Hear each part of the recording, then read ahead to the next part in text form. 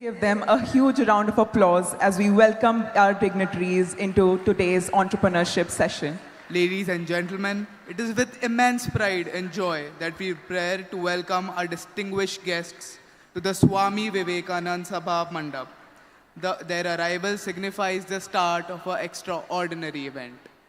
We welcome Ms. C.A. Rachna Ranade, founder of Rachna Ranade and Associates, Dr. Dipendra Sharma, Dean, School of Business, MIT World Peace University, Dr. Ishwar Krishna Iyer, Dean, ROSL, MIT World Peace University, Professor Sridhar Pabishetty, Senior Director of School of Government, MIT World Peace University, Dr. Anjali Sane, Dean of Economics and Commerce, MIT World Peace University, Dr. Swati Bankar, Associate Dean, External Relations, SOB, MIT World Peace University, Dr. Dhanashri Tarkude, Associate Dean, External Relations, ROSL, MIT World Peace University, Dr. Rajshri Kradam, Associate Dean, Academic School of Business, SOB, MIT World Peace University, Dr. Ramkrishna Mantekar,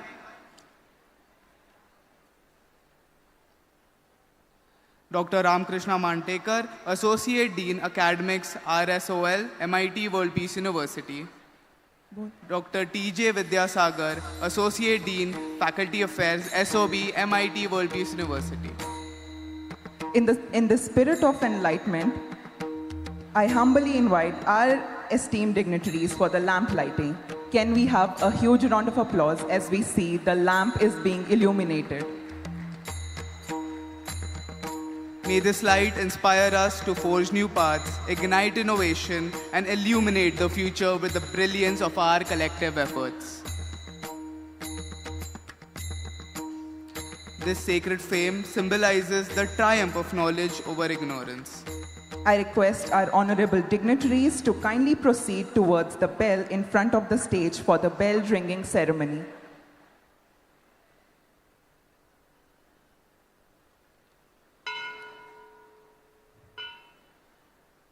Can we have a round of applause as the bell is ringing?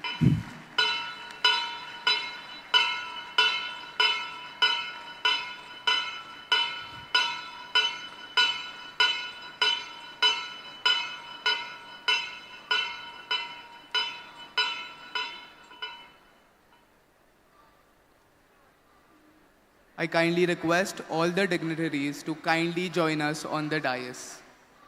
Let's keep the round of applause going, everyone.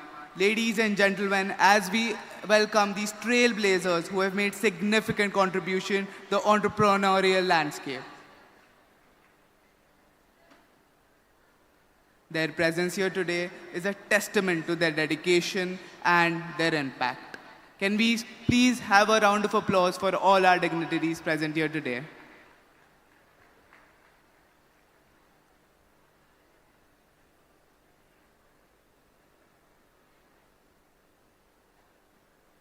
Thank you, everyone. With our distinguished guests are now with us, we are ready to embark on the day 4 of R.I.D.E 2024, where we celebrate the spirit of entrepreneurship. Ladies and gentlemen, we wish you all a very good morning and extend to you a very warm welcome, along with my deepest gratitude to each one of you for gracing us with your presence today.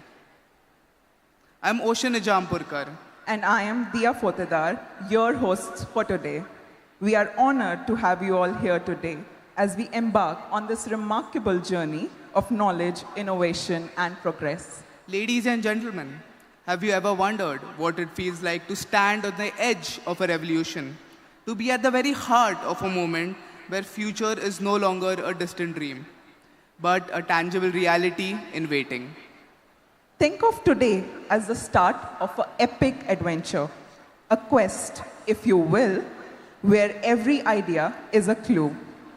Every innovation is a piece of puzzle, and every one of you, the daring explorers, ready to uncover the treasures hidden in the realm of possibility. Now imagine a place where what if becomes a why not, where the only limit is the reach of your imagination. That place is here. That time is now. Welcome to the crossroads of creativity and ambition, where dreams don't just take flight, they soar.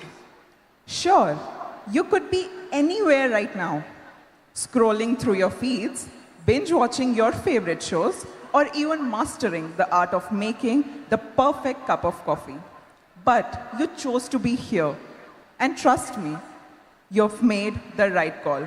Because today, you are not just attending an event, you're about to dive headfirst into a tidal wave of R.I.D.E. Here in this very room, ideas will collide, merge, and evolve. This is where we blur the lines between what is and what could be. It is a place where the status quo gets a little nervous, where the comfort zones become launch pads, and where the sparks of today become the game changers of tomorrow. Welcome to R.I.D.E 2024, Research, Innovation, Design, and Entrepreneurship Summit. Before we proceed with today's session, as it is cherished tradition of MIT World Peace University, may I kindly request everyone to stand up, join your hands and close your eyes for the World Peace Prayer, which will be followed by the national song.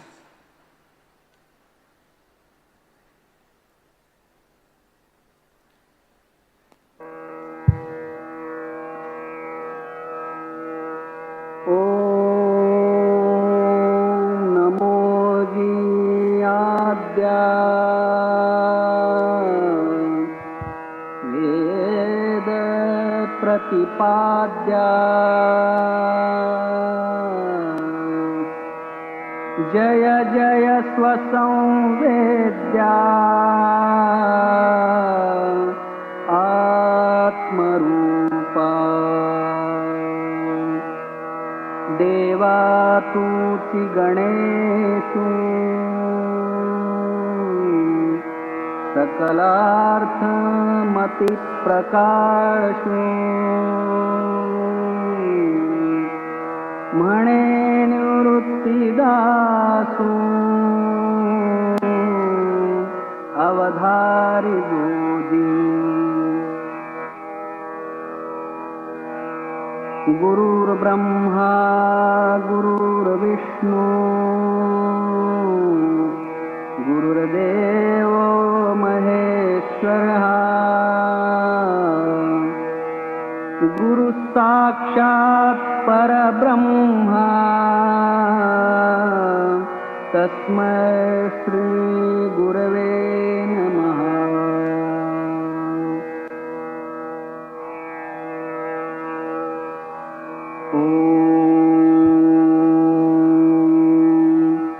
पूर्णमदः पूर्णमिदं पूर्णात् पूर्णमुदच्यते पूर्णस्य पूर्णमादाय पूर्णमेवावशिष्यते। ॐ शान्ति शान्ति शान्तिः।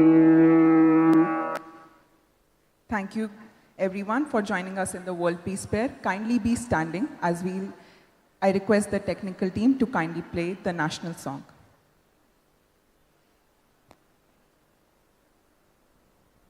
Vande Mataram, Vande Mataram, Sujalam, Sufalam, Malayaj Sheetalam, Shasya Shamalam Mataram, Vande Mataram, Shubhra-jyosna pulakitayamini Pullakusumita drumadala shobhini Suhasini sumadhura bhashini Sukhadam varadam mataram Vande Mataram Vande Mataram. Thank you, everyone. You may kindly take your seats now. Let me take you on a quick journey back in time.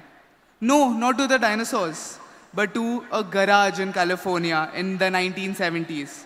Imagine a couple of college dropouts tinkering away with wires and circuits, fueled not by money or fame, but by simple belief that they could change the world. No, they weren't fixing a time machine or a building or a robot army. Though, who knows, maybe that was on their to-do list. They were working on something that seemed almost impossible, something that people said they would never will be able to do. Yet, against all odds, they turned that humble garage into the birthplace of a revolution. Fast forward a few decades, and their company, ever heard of it? Apple, became one of the most iconic brands in history.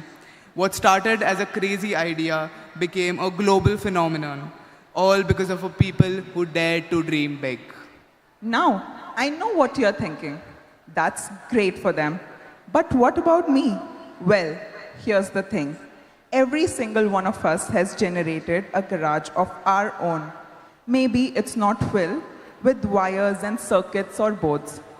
Maybe it's filled with ideas, questions, and what ifs. And today, right here at R.I.D.E 2024, we are unlocking those garages. We are opening the doors to responsibilities, breaking down the barriers that they say you can't, and shouting back, oh yes, we can. And that, my friends, is what entrepreneurship is all about. It's a force that changes ideas into action, dreams into reality, and what-ifs into world-changing solutions. Welcome to R.I.D.E 2024, where entrepreneurship isn't just an option, it's the very heartbeat of this summit. On that note, I request the technical team to kindly play the theme video of R.I.D.E 2024.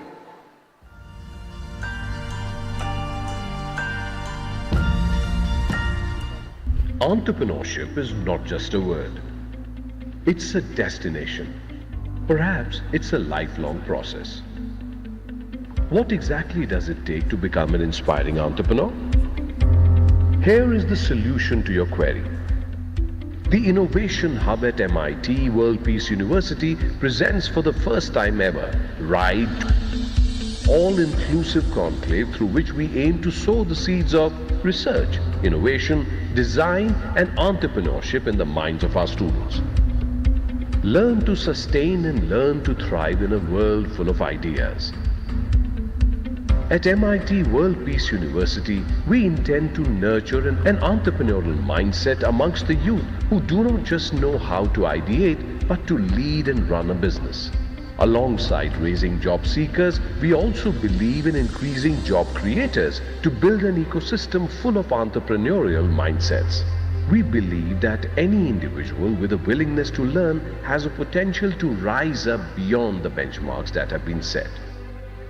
In order to bring this vision into reality, we bring to you R.I.D.E with numerous speaker sessions where we intend to bring in prominent speakers from the industry who have built themselves up from scratch. A startup expo, which is a culmination of 100+ startups who have thrived in this dynamic business world. To add a cherry on top, we bring in a surprise element for our students with a range of recreational activities. Let's unite together to shape an innovative and independent future. 10,000+ students, 30+ schools, 4 divisions, 1 university. Let's create our future the way we always dreamt of.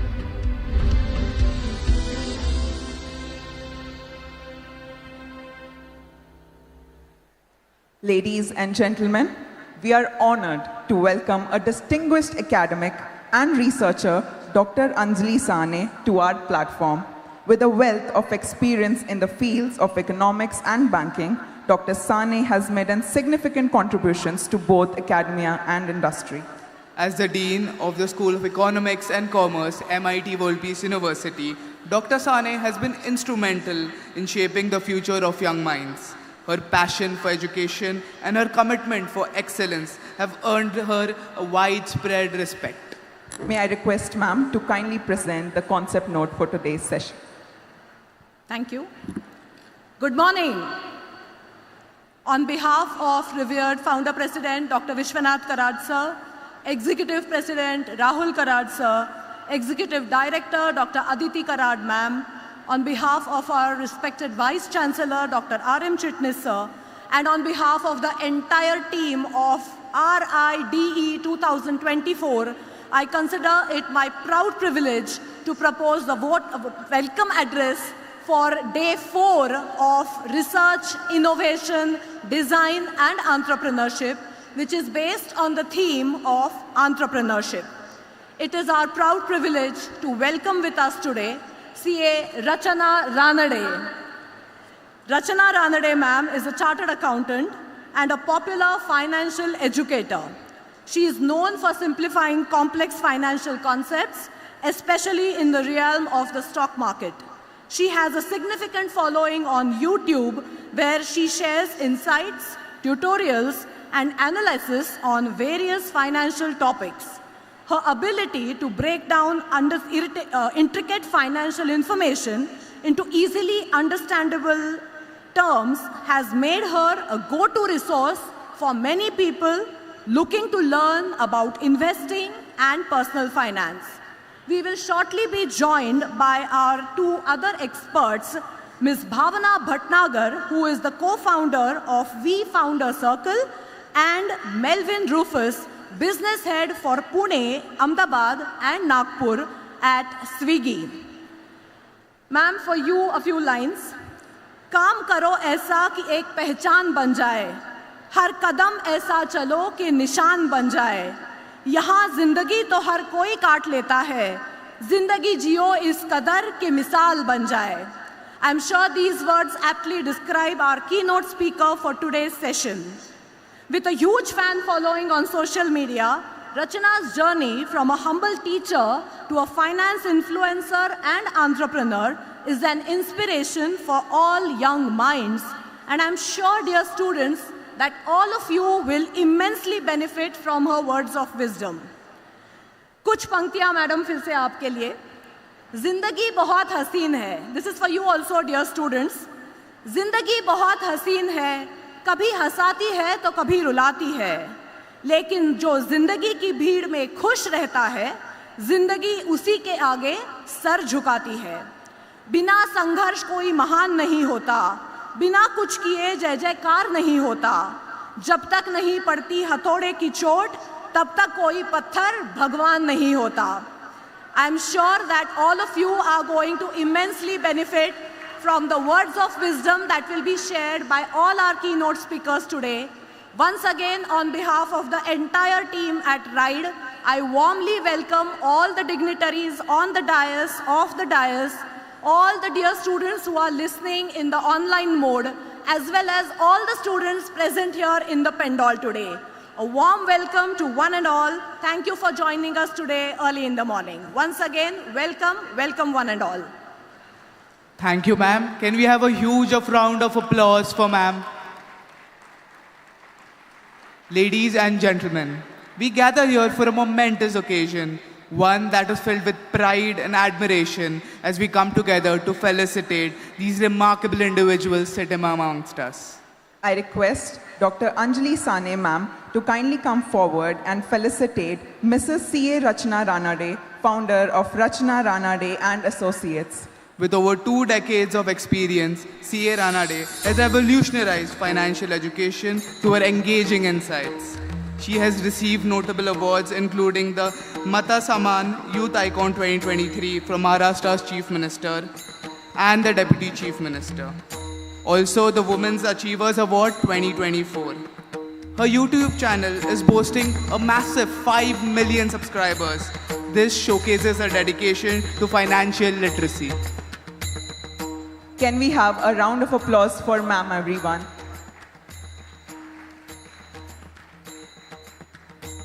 Ladies and gentlemen, it is my great honor to welcome to the stage a truly remarkable individual whose contributions to the field of finance and beyond have set new standards amongst all of us. C.A. Rachana Ranade. is a renowned financial expert and educator celebrated for her exceptional skills in demystifying complex finance concepts and empowering individuals to her insightful guidance.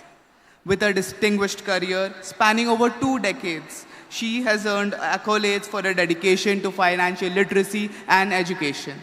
Her impactful work has several prestigious awards, including the esteemed Mata Sanman Youth Icon 2023 Award, presented by the Honorable Chief Minister and Deputy Chief Minister of Maharashtra.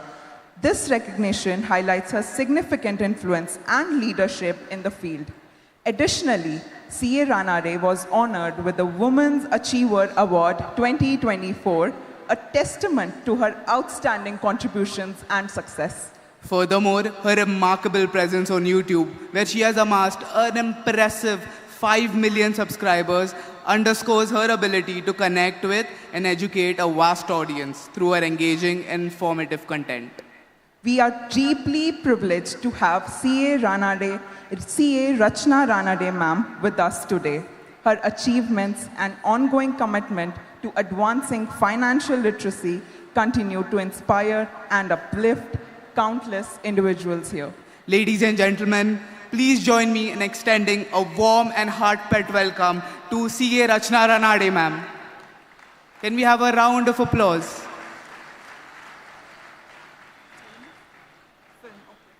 I request the technical team to kindly play the intro video for ma'am.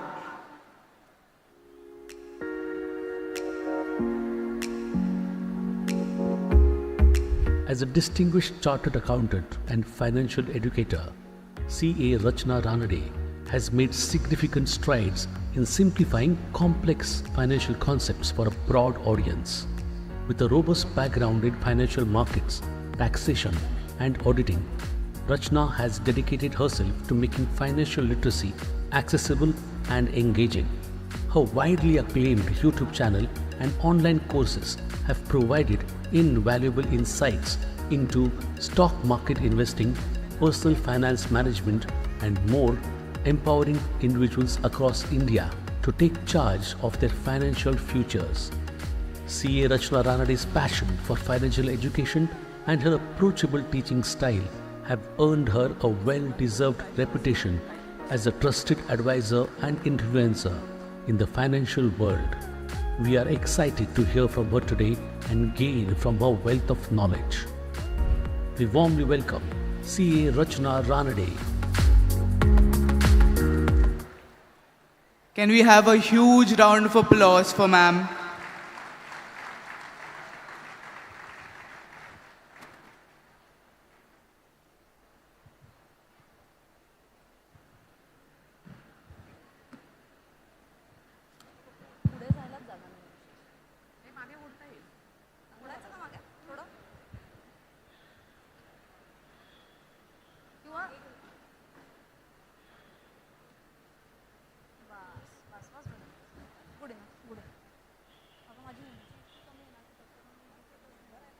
त्याच्याऐवजी मग मी पुढे येते नकोय पुढे नकोय पण ठीक आहे हे एक राहिलं तरी चालेल एक थोडं रेफरन्सला बस बस बस बस बस बस good enough yes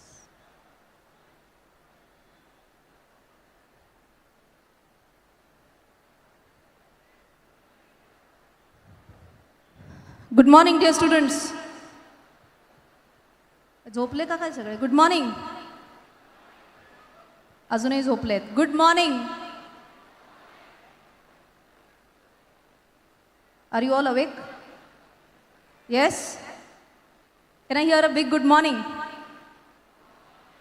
thank you for that all right am I clearly audible I am not sure I am getting some echo here. If you can give me a thumbs up or a thumbs down, am I audible? Yes? Gen Zs understand thumbs up, thumbs down rather than yes, no, I guess. So, just to give a short and sweet, quick introduction, one more time from my side. I started my content creation journey back in 2019, just 1 year before COVID.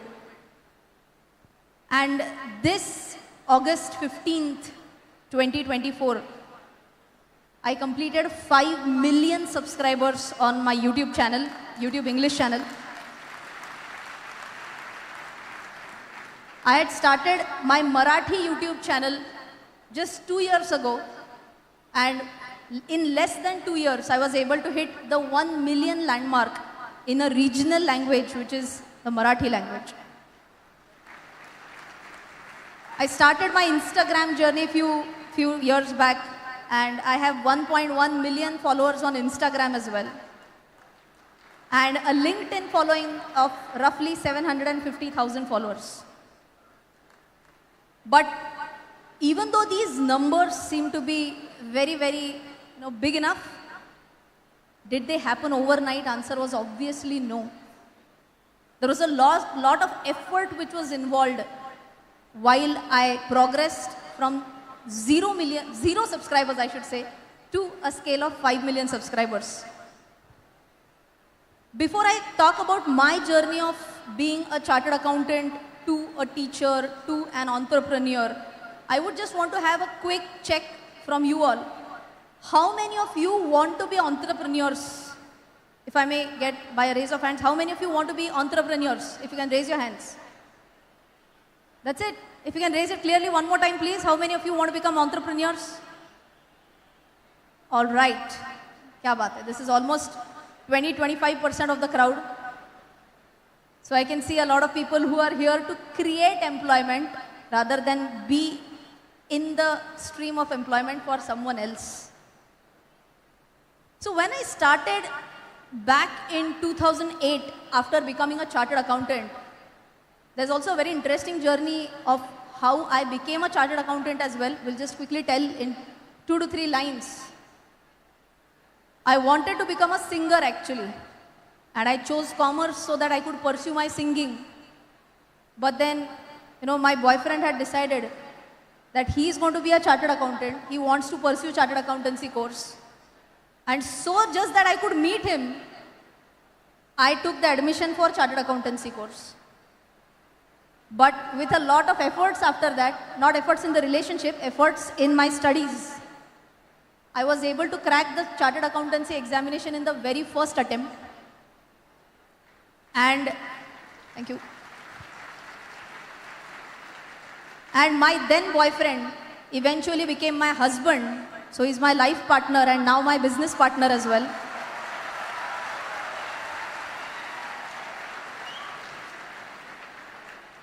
When we used to meet during our college days, we started our relationship when we were in 11th standard.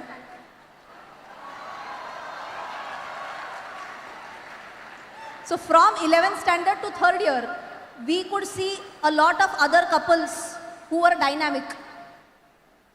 You understand by the word dynamic? Constantly changing couples. But in our entire batch, there were only 4 constant couples, and we were amongst those.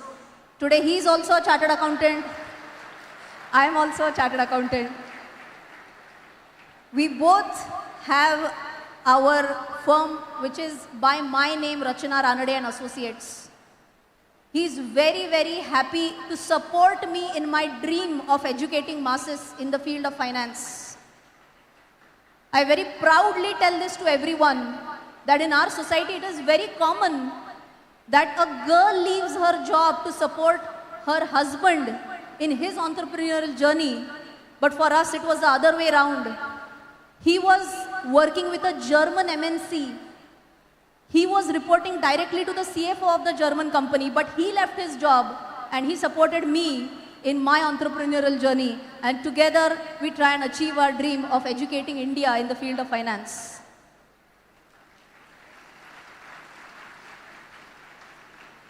Do you think that a lot of people might have raised questions about he quitting his job? What do you feel, a yes or a no? Yes? In our society, I'm sure a lot of eyebrows might have been raised. Are you sure you want to do that or not? And the amazing answer which my husband gave to one of our family friends was that rather being a CFO of someone else's company, I would want to become the owner of my own company.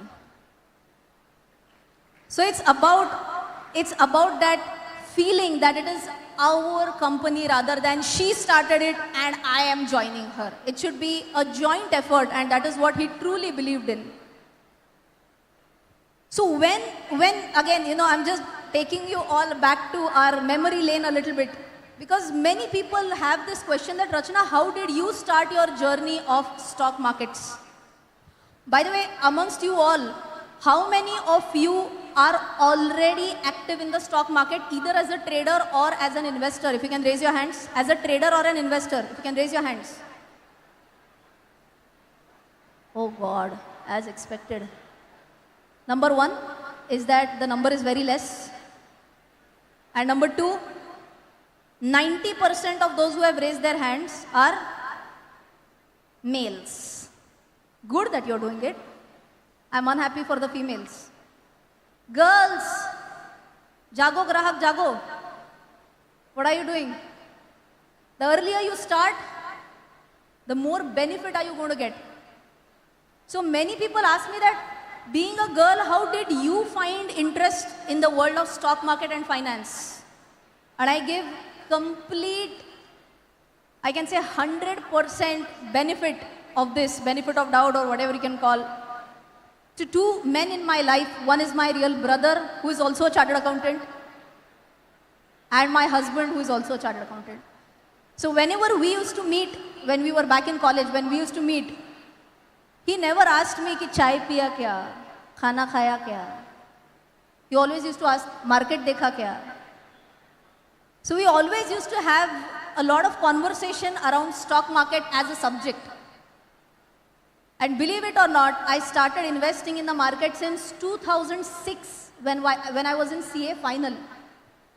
So I'm invested in the market for more than 18 years now. I have seen the biggest crash on screen in front of me. Does anyone know which was the biggest crash in stock market post 2006? Which year was that? Sorry? Shout out. 2008. Someone said it right from there. And that was the Lehman Brothers crisis. Correct? US subprime crisis is what people say as well. Those who are post-COVID investors, they feel afraid when market goes down by 2%, 3%. They are like, "Arey, aaj market 3% se niche gaya, 2% se niche gaya, ab kya hoga?" Do you know that during the Lehman Brothers crisis, markets had crashed by almost 35 to 40% in a month? And that is what we truly call by a market crash. So I've learned a lot from there. I started investing when I was in CA final. I carried that passion of investing since then. I became a chartered accountant in 2008, and after that, after becoming a chartered accountant, I had two options. One, to go in MNCs or join some CA firm, or pursue my dream career, which was becoming a teacher. Everyone used to laugh at me when I said I want to become a teacher. Everyone used to say, "You pagal hai kya? You've cleared CA in the first attempt and you want to become a teacher?" Because at that time also, all my colleagues who had joined MNCs, they had gotten a package. I'm talking about 2008. They had gotten a package of almost 6 lakh rupees per year. 2008 I'm talking about. And here was I with a package of 2.5 lakh rupees per year, teaching in a college for PGDM and MBA finance students. Everyone used to laugh at me that you are taking such a foolish career decision at the beginning of your career. Today, Dash laughs at Dash. You understand? So now what happened is that, now when they see what has happened over a period of time, and it did not happen just like overnight. I started my journey, teaching journey in 2009, and from 2009 to 2019, 10 years, 10 straight years, I taught CA students, MBA finance students, PGDM students, and you name the subject and I've taught it. Only one semester, I taught undergraduate students. and that was for BBA students. And can you guess in which college? In MIT. That was just 1 year where I taught in MIT in one semester. That was just like a stopgap arrangement that I had done for one of the faculty members. Anjali ma'am had told me to come for the sessions for BBA, and I had come there for a semester. What used to happen when I used to teach? I remember that a lot of other faculties used to complain that students bunk the classes. And I always had a complaint to my director that there are less number of benches in the classroom. And I used to wonder that how come there are so many students in finance?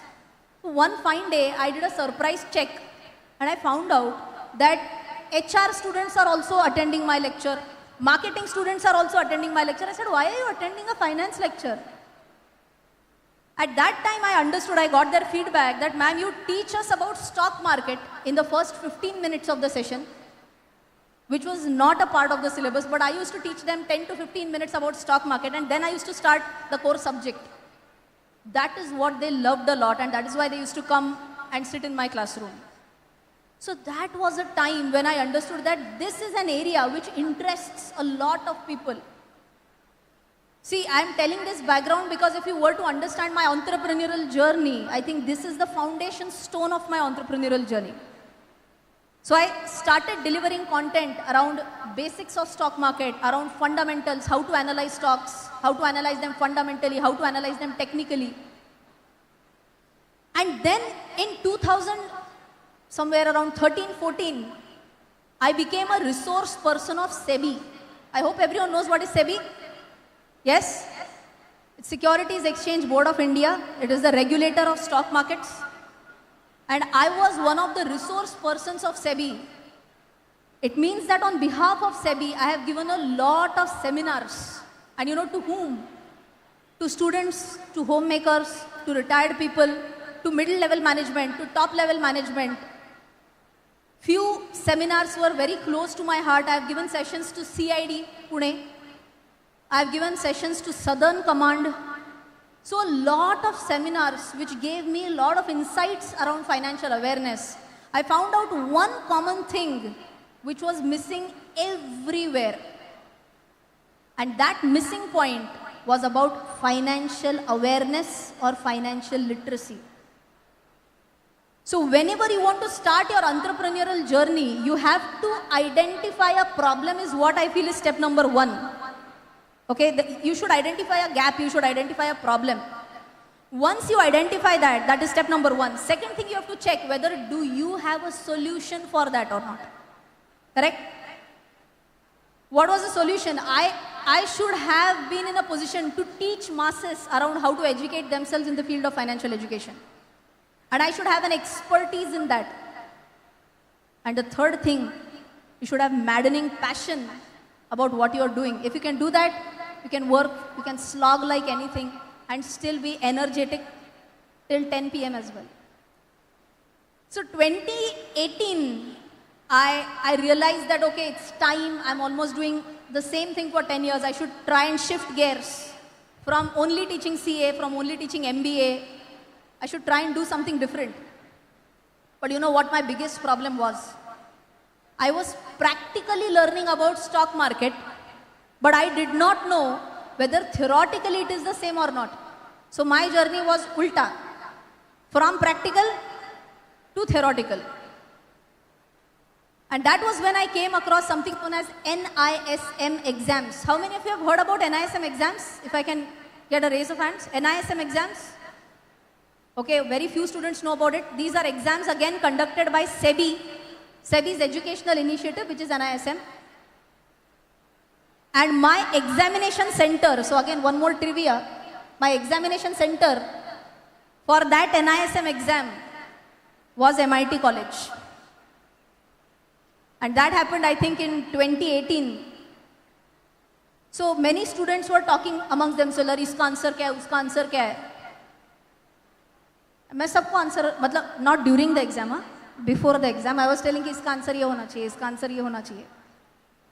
So at one point in time, everyone started asking me, आप exam के लिए appear क्यों कर रहे हो? मेरे को just check करना है कि theoretically बराबर है कि नहीं है सब. And after that, I took a dummy batch for basics of stock market. I had curated the course by myself. It was a 16 hours course that I designed for basics of stock market. I caught hold of some 6 to 8 CS students and I told, you are my guinea pigs. I'm going to teach you and you have to give me feedback every single day whether you are able to understand whatever I teach or not. And you know, again, sometimes you feel like this is insane. That dummy batch that I had taken back in 2018, only 6 to 8 students in that batch. And one of the students in that batch is right now one of my team members. He joined my team after becoming a chartered accountant. So life sometimes comes to a full circle, and that is one more classic example of that. So I started basics of stock market, but the enrollments in that course were not that great. The number that I had expected versus the enrollments, it was not in tune. So what I did was that I uploaded the first session of that session, Basics of Stock Market lecture number 1. I uploaded that on YouTube. How many of you have seen that Basics of Stock Market lecture 1 on YouTube? Anyone? If you can raise your hands clearly, my Basics of Stock Market lecture 1 on YouTube. Kya baat hai? But still this is very less. I think I have a lot more potential subscribers in the audiences right now. That lecture that I had uploaded, today that lecture has 28 million views on YouTube. And I can happily tell you that YouTube has made a case study on that lecture. That how can a 90 minutes video, 90, it's a one and a half hour lecture on YouTube. How can a 90 minutes video go viral on YouTube? But things don't happen just because they were to happen or just by fluke. You have to strategize on some things. I'll tell you how I strategized so that that lecture could go viral. At that time, I used to teach across 7 to 8 different colleges in Pune. And I had an exposure of almost 7,000 to 8,000 students. So for the internal vivas, I told them that this time your portion for internal vivas is going to be that one lecture which is uploaded on YouTube. So you have to go and watch that, revise it thoroughly. So you can imagine 8,000 students, everyone revising it at least twice. I could get at least 16,000 assured views. Once the views started to kick in, YouTube started recommending the videos to others. You might have seen a lot of YouTubers saying this, that please smash the like button. Have you heard YouTubers say that? Yes? But why do they say this? There's a reason behind it, that whenever a video gets more likes, the YouTube algorithm understands that there is something nice in this video and it recommends that video to others. That is how my video started getting recommended. And my sales, or I can say enrollments for Basics of Stock Market course skyrocketed like anything. And that was when I understood the power of YouTube. How can I distribute my existing courses through YouTube? I understood the power of distribution, but the problem that I had identified, one more problem, was upselling. Do you understand what is upselling? You have an existing customer base, but you want to generate more revenue from that customer by selling a higher ticket size product. But I didn't have a product for that. And that is when I sat down that what is my expertise. Being a chartered accountant, I said I should draft a separate course on fundamental analysis. I drafted one more course, I shot that, I released that. And then I started to realize the power of upselling. That was my second course as an entrepreneur as well. Then I moved on to technical analysis. Then I moved on to various other courses, including magic of mutual funds, mastering money management, so many courses, almost 7 to 8 courses that I've designed till date.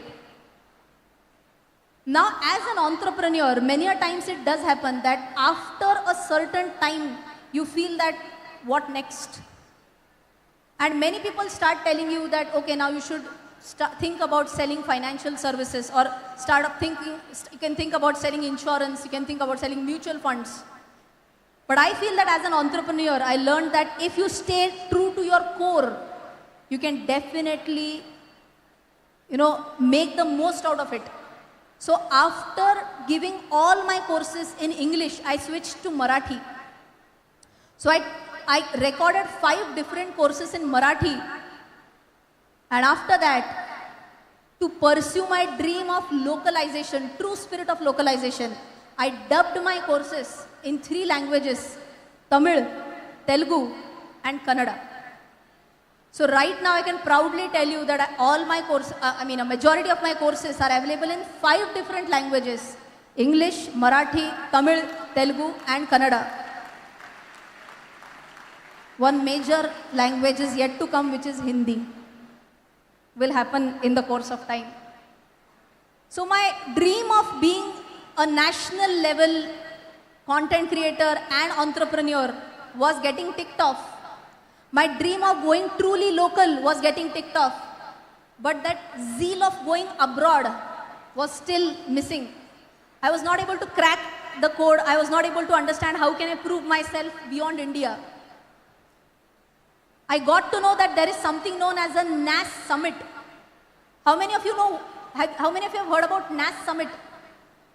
NAS Daily channel, suna hai apne NAS Daily? Yes? Okay, very few. He's a very famous content creator from Dubai. His channel is NAS Daily and he boasts around 20 million or 25 million subscribers in total on all his channels together. So when I had gone to Dubai, I attended the summit as an attendee. I was not a speaker, and this happened just like 3 or 4 years ago.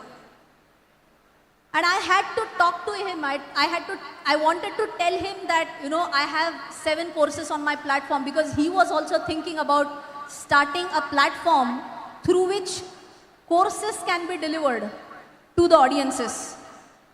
This is a very interesting discussion that I'm going to tell you right now. This is called as an elevator pitch. Many of you might not know the concept of elevator pitch, but I'm going to tell you how I used this to go on a global level as well. So it was a 3-day event. First day, I approached the founder of NAS Daily. His name is Nusair. I went to Nusair. It was a big crowd, almost 600 people in the auditorium. I told him, Nusair, I just want 1 minute of yours. I want to tell you something. He said, not right now. The session is going on, maybe between the sessions. Now, between the sessions, when I used to go out and try to have a word with him, many people came to me to ask selfies, and I was not able to reach to him.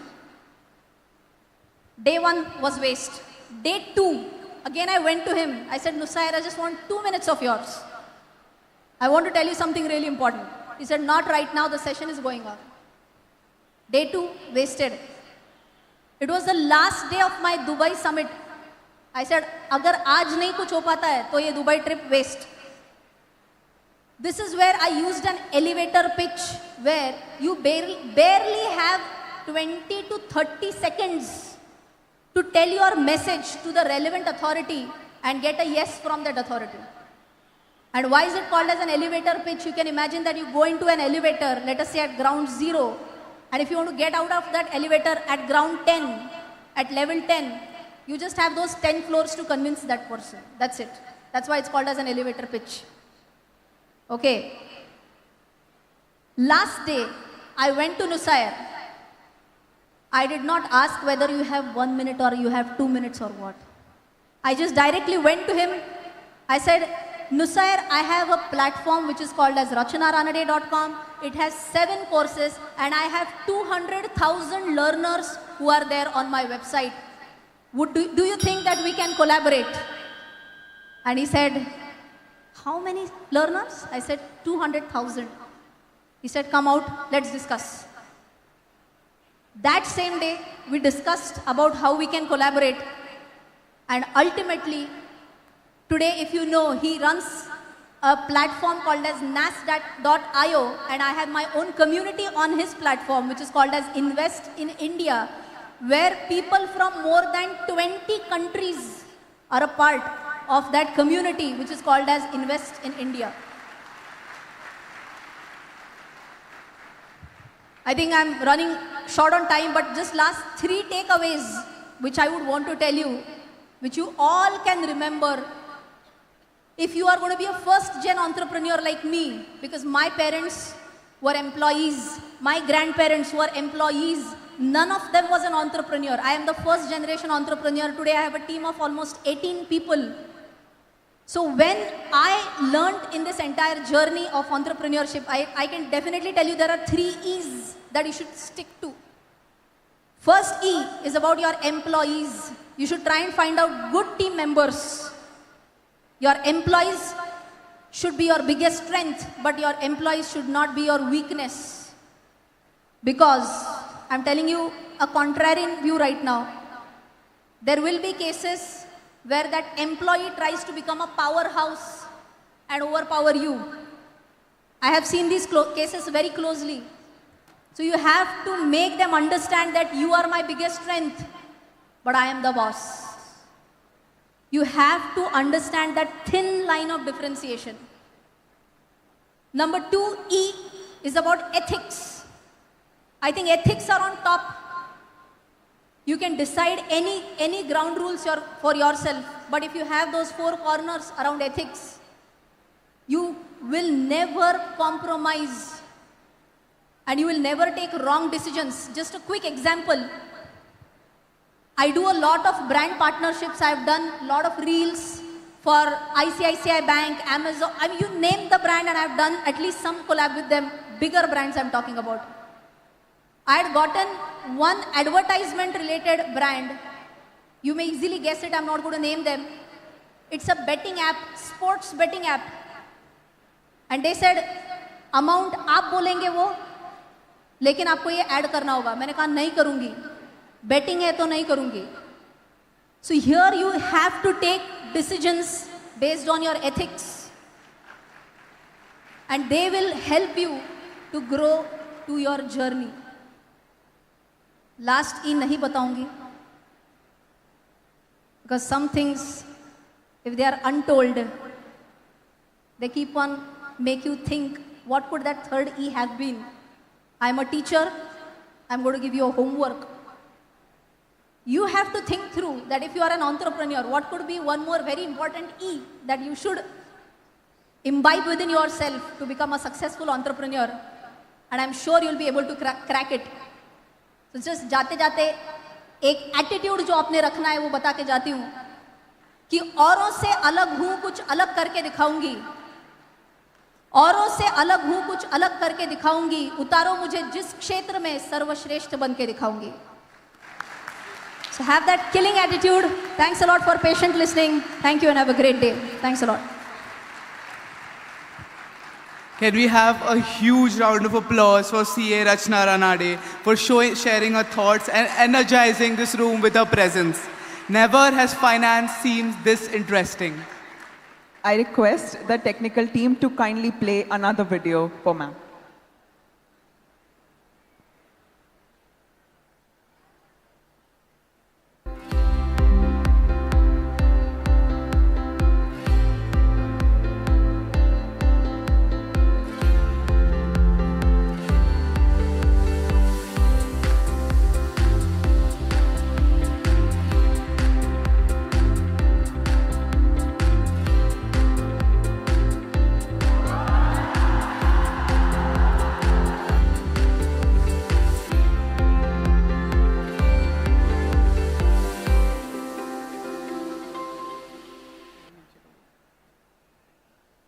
Thank you.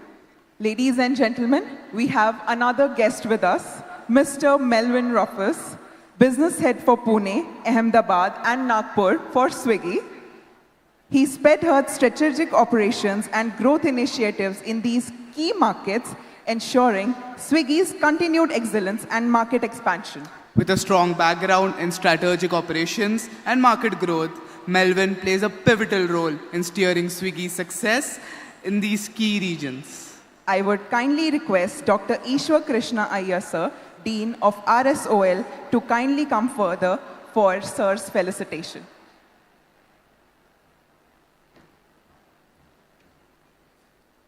Can we have a round of applause for Sir?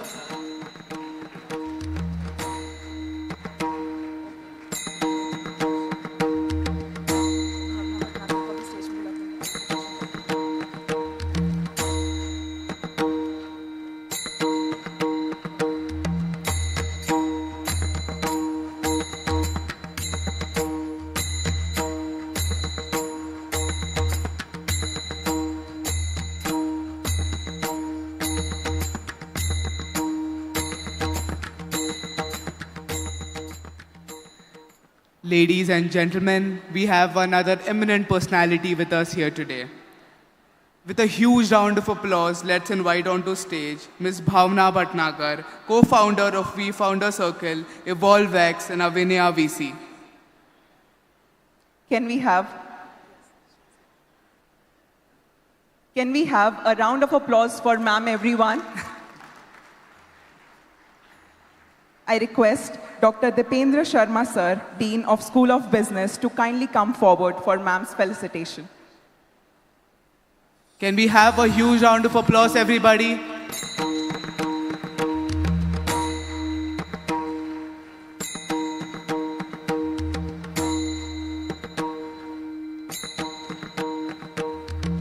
We are delighted to welcome Ms. Bhavna Bhatnagar, co-founder of V Founder Circle, EvolveX and Avinya VC.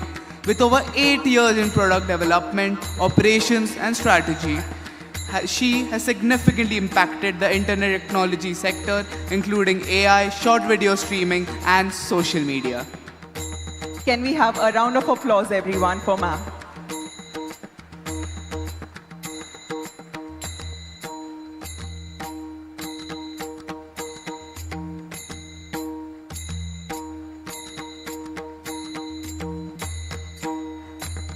Thank you, everyone.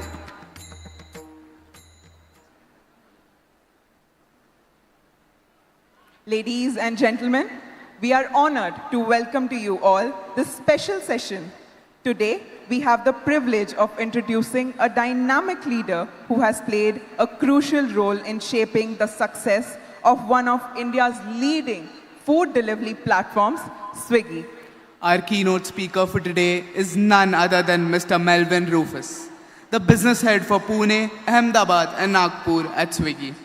In his role, Melvin oversees the strategic operations and growth initiatives across these key markets, ensuring that Swiggy continues to set new benchmarks in excellence and market expansion. Melvin Sir's leadership has been instrumental in navigating Swiggy through the ever-evolving landscape of food delivery industry. His ability to blend creativity with business strategy has not only driven innovation, but also enabled Swiggy to maintain a competitive edge in the highly dynamic market. Today, Melvin Sir will be sharing his insights on the intersection of creativity and business strategy, lessons from the corporate world. He will delve into how creative thinking can be harnessed to solve business challenges and drive innovation. So, without further ado, please join us in welcoming Mr. Melvin Rufus to the stage. Can we have a round of applause, everyone, for Sir?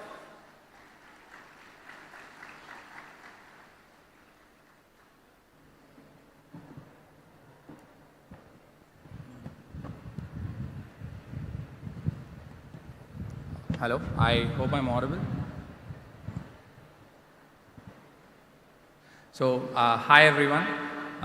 My name is Melvin, and I'm currently working as the business head for Swiggy at 3 important markets, Pune, Ahmedabad, and Nagpur.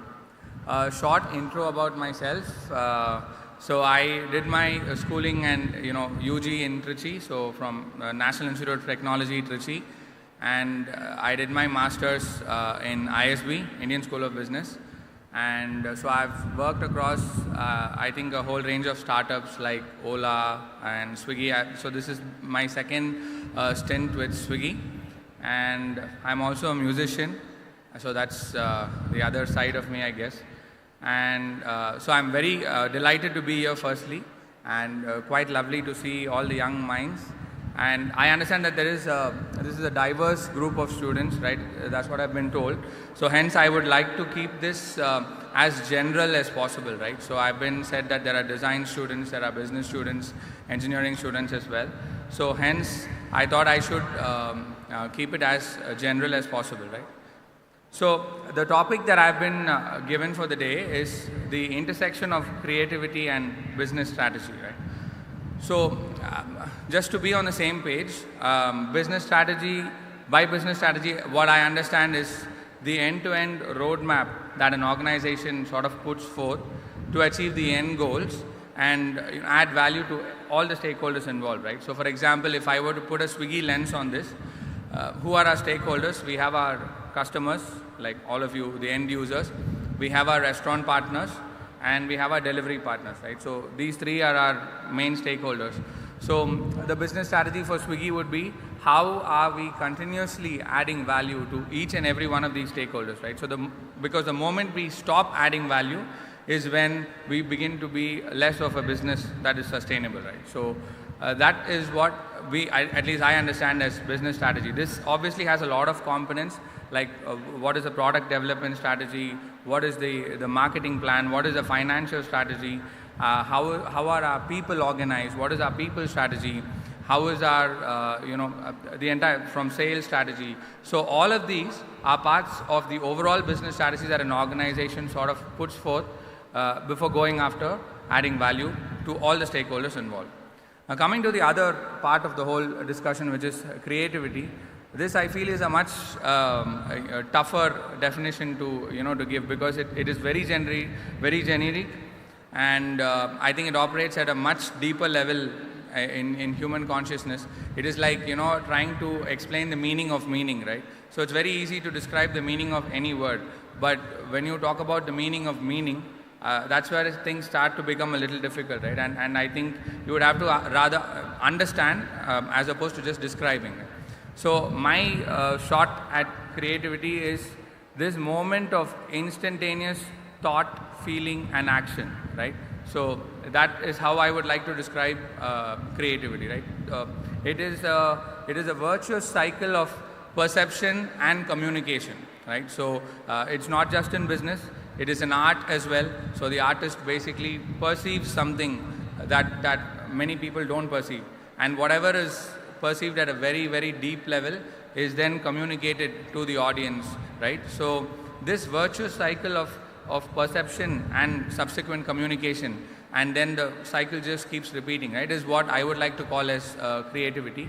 And I would like to use this lens of perception, communication, exchange, right, to then proceed further. Now one important point that I would like to put forth here is that I believe that creativity is natural to all human beings, right? You look at the young child and they're nothing but creative.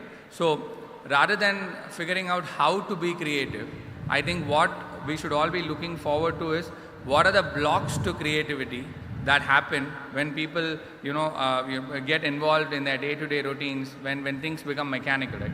So one way to understand something is to understand its opposite first. So what is a creative business strategy?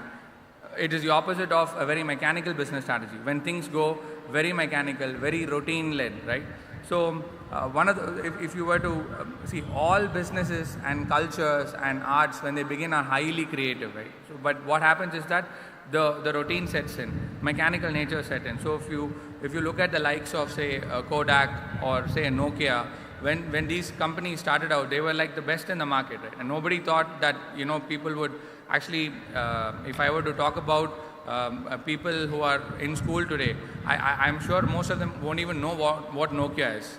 But that wasn't the case 15 years ago, right? Everybody used to have a Nokia phone, but that's not the case today. So what happened there?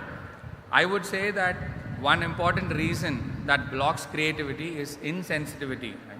What is insensitivity is basically customer needs change, right? The market changes, competition changes.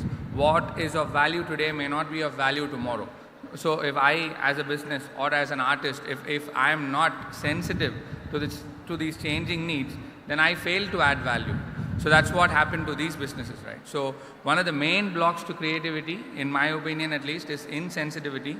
And if you look at it from the whole perception communication lens as well, a person who is highly insensitive cannot perceive anything, right? Because they already think that they know everything. They know how to add value to the business. They've already done that several times, and they are currently sitting on an X turnover, so they know exactly what to do, right? So a person who is highly insensitive or who is becoming insensitive will stop being responsive to changing needs. So that is, I feel, the number one blocker to creativity. And the second blocker is not being vulnerable, right? So this may seem a little counterintuitive, but there is a little truth to it if you look a little deeper into the matter. So why should one be vulnerable, right? If a person is vulnerable, then they are open to feedback, right? So let's say there is, we as a business, it's very difficult. I mean, it's easy to say this, but it's actually very difficult to put it in practice, because see, the number of customer escalations that we receive as Swiggy, it takes a lot of courage to actually be vulnerable, to be open to those feedbacks, because that is where the next idea lies deeply hidden, right? So that is where if somebody is open, if a team is open, let's say it's a product development team, let's say it's a marketing team, they take that feedback with open arms and understand that, okay, somewhere we are failing, somewhere in the value chain we are breaking, we are not adding value. And if that being open, I think, is the first stage to the inception of something new.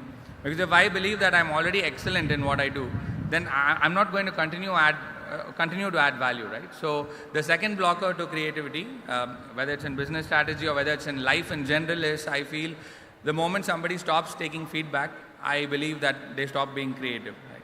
And the third blocker to creativity is getting too comfortable, right, in someone's space. So for example, let's say we are Swiggy and we talk about being giving unparalleled convenience to our customers. But the moment I feel or Swiggy feels that we are the kings of convenience and we are the best, we get too comfortable in what we do. Again, we fail to see what is what is needed, how flexible we should be as a business, how flexible one should be as an artist to again respond to the changing needs, right? So this is one, and I feel another reason is that we normally externalize everything, right? So for example, if as a business, what is the next thing that I should do? I look at the next product that I should develop. I look at the next feature that I should add. But am I looking internally as well, right? Because creativity does not just happen by just trying to externalize everything. Rather, again, looking at the whole perception communication lens that I was talking about earlier, am I able to internalize something new? Am I able to see things in a new way? And that is very relevant whether I'm a business or whether I'm an artist, right? So creativity is not just novelty. Obviously, there may be something new and something creative, but that is not a necessary factor, right? So one thing that happens when people try to externalize everything is they keep looking for novelty. So just because I just slap on a new feature, it's not creative, because it need not be creative, right? It may be creative, but that is not the decision-making thing, right? And another very, very, very important aspect, which I think generally goes unnoticed, is the whole angle of participation. So why I'm saying that is because generally people think that creativity is an individual phenomenon, whether it is an artist, whether it is so people think that there is this one person who was sitting and sort of ruminating over things, ruminating over problems, and then they suddenly came up with the solution that changed the world. But that hardly, if ever, is the case.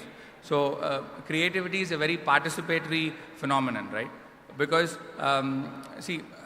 if you take a business like Swiggy, if I were to give you an insider view of what really happens inside our teams, whether it is a sales team, whether it is a product team, whether it is a marketing team, right? A lot of discussions happen, and a lot of back and forth happens, a lot of tough arguments happen. And unless a group of people, or whether it is again, I'm repeating myself, whether it's an artist or whether it's a business, whether it's a school, whether it's a college, it doesn't matter. So unless this group of people can actually participate, right? And by participating, I mean, there are two aspects to participation, right? One is contributing and the other is taking back from the group. So that is what I mean by participation, right? So unless there is a flow of ideas between this group of people, So nothing new is going to emerge. So what are the blocks to participation if one were to see? The chief block is one's personal ego. So for example, even in a company like Swiggy, that is what we always try to battle day in and day out, right? We have the best minds, like we have, people from the best colleges in India, right? So what can be a possible block? We have the smartest folks in the world. So I would like to give this example of Einstein and Bohr, right? So since there are some engineering folks here as well, I'm sure everybody knows Albert Einstein, I'm sure everybody knows Niels Bohr, the most famous names at least two of the most famous names in science. So I'm not sure how many of you know that these two great scientists actually stopped talking to each other in their later life. So when they began their whole scientific journey, they had the greatest love and respect for each other. And they both wanted to understand the rudiments of how nature works and everything, right? So, but towards the end, what happened? They were the best minds. There's nothing better that one can possibly hope for. Smartest minds in human history. And they just failed to communicate at a deeper level. Each one thought that his or her idea, in this case it's his, so both of them thought that their ideas were actually the truth, right? And once somebody decides that my idea is the truth, then that means that I turn a deaf ear to everybody else, right? I stop listening to people. I think that I know the truth, I know it all. So this is what happened in the life of Einstein and Bohr. So there was this event that happened where there was a college get-together, and people tried to actually unite them both. And what happened was, towards the end of the whole dinner party, on one side of the floor you had Einstein and his students, and on another side of the floor you had Niels Bohr and his students, right? So the two could never connect at a deeper level. And probably if they had connected, I think science would have been different today as we speak. So more fundamental than this whole smartness, right? So if I were to look at Swiggy, I'm sure like the other unicorn startups that we have had in India, we have some of the smartest folks in the whole country. But being smart alone is not going to get us there, is not going to help us innovate continuously. What is needed is this participation among the smart people, right? So that gives this right combination of, like the human mind, we have thought and will, we have thought and feeling. So we need this healthy combination, right? Which is, I feel that this is breaking in many startups in the world actually as we speak. So when people get to a certain level, when you hire more people, when hierarchy creeps in, when bureaucracy creeps in, what happens is that people fail to exchange ideas, people fail to respect the other's idea as my own, right? So what is the solve here? It's very easy to describe the problem. So what is the solve here, right? So I actually admire a person. He was also a scientist, but he is no more. I think many of you would know David Bohm, who was one of the, in my opinion, one of the most under-proclaimed scientists of the world, right? So he had this, in his later life, right, he basically stopped involving much in science, and he moved into studies of human consciousness, how to make people work better together, because he said that is a much deeper problem to solve. He said science is not going to solve all the problems of the world, because if that was a possibility, by now we would be having zero problems actually. We have the best technologies in the world, but why do we have so many problems in the world? It's this lack of participation, right? So Bohm had this solution to it called a process called dialogue, right? And what is this dialogue? I feel dialogue is instrumental in a business, in a place where human beings meet, whether it is a school, whether it is a college, whether it is a family, whether it is a business. For us to be continuously creative, we need this process called dialogue. So what is dialogue, right? So the actual meaning of the word dialogue is that there is this flow of meaning. That is the actual, if you were to look at the roots of the word dialogue, it means meaning flowing through from one person to another. You can imagine like a stream, a river that just flows across the banks without stopping anywhere. So this is the final, envisioning of what a dialogue should be, whether it is a business boardroom or any other group of people talking together. So what really happens in a dialogue is that an idea which begins in one person is seamlessly transferred to another person, who then adds his or her own thoughts to it, and then it moves on. At no point it is owned by anybody. Right? It's not like it's my idea or your idea or anyone else's idea. It becomes the idea of the group, right? So when this process starts, right, how do we get there? As an organization, how does an organization get to that process of dialogue? It's not very easy, right? So what are the blocks to this? So when people actually start talking to each other, a lot of niceties are exchanged, and everyone is like hi, hello, and people are generally very warm and friendly, right? So this is like the first stage. What happens immediately after that when when the same group reconvenes? That's what happens in organizations, right? We work with the same folks at least over a period of a few years, right? So once the initial niceties and warm exchanges are all done, so what happens is that we then get to fundamental views, right? So this may be very hidden. You may think, what is the relevance of this in a business environment? So, but see, here's the thing, right? So let's say if I'm the business head, and let's say my direct team, I have 2 folks working with me, and we 3 of us have to decide on the next strategy for Pune, the next strategy for Ahmedabad, the next strategy for Nagpur, let's say. And let's say that we are fundamentally, right, opinionated on certain aspects, whether it is business, whether it is life, it doesn't matter. What happens is that once the initial niceties are exchanged, these fundamental blocks will crop up where I realize that I'm fundamentally different from him or her, and he or she realizes that they're fundamentally different from me. And then there comes this block, where creativity stops flowing, where if that person gives an idea, I'm not looking at the merit or demerit of the idea. I'm looking at this person is the one who gave the idea, right? I'm sort of personalizing that idea, which is where the mistake begins. I think that if this person gave the idea, it cannot be right. And nothing can be more false than that. And that person thinks that if Melvin gave the idea, it cannot be right. And that is where we begin to falter. So how do we stop this, right? So the solution that I propose, which I've taken from, I'm obviously as a suggestion from David Bohm in his books, and I've tried to implement it at some of our teams in Swiggy, and I'm seeing success, is basically, it's a slightly long-term process, right? I mean, you folks should actually try it in your groups, in your student groups, etc. Is when you actually start talking, right? You start talking with no agenda in particular. So we do this in Swiggy a lot, at least in my teams, where we don't straight away start talking about the problem at hand that we have to solve. You just start talking about anything in general, right? And there will come a point when those differences begin to crop up, the fundamental differences of opinion that you and your group have, right? This will begin to crop up. Once those differences crop up, there are normally 2 things that we do, right?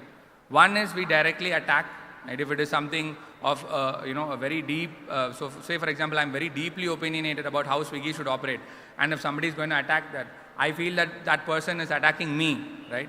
That is a mistake I'm making, but that's how it is. That's how we all are as humans. And so the first response is fight or flight, right? So we fight with the person if the person is weak.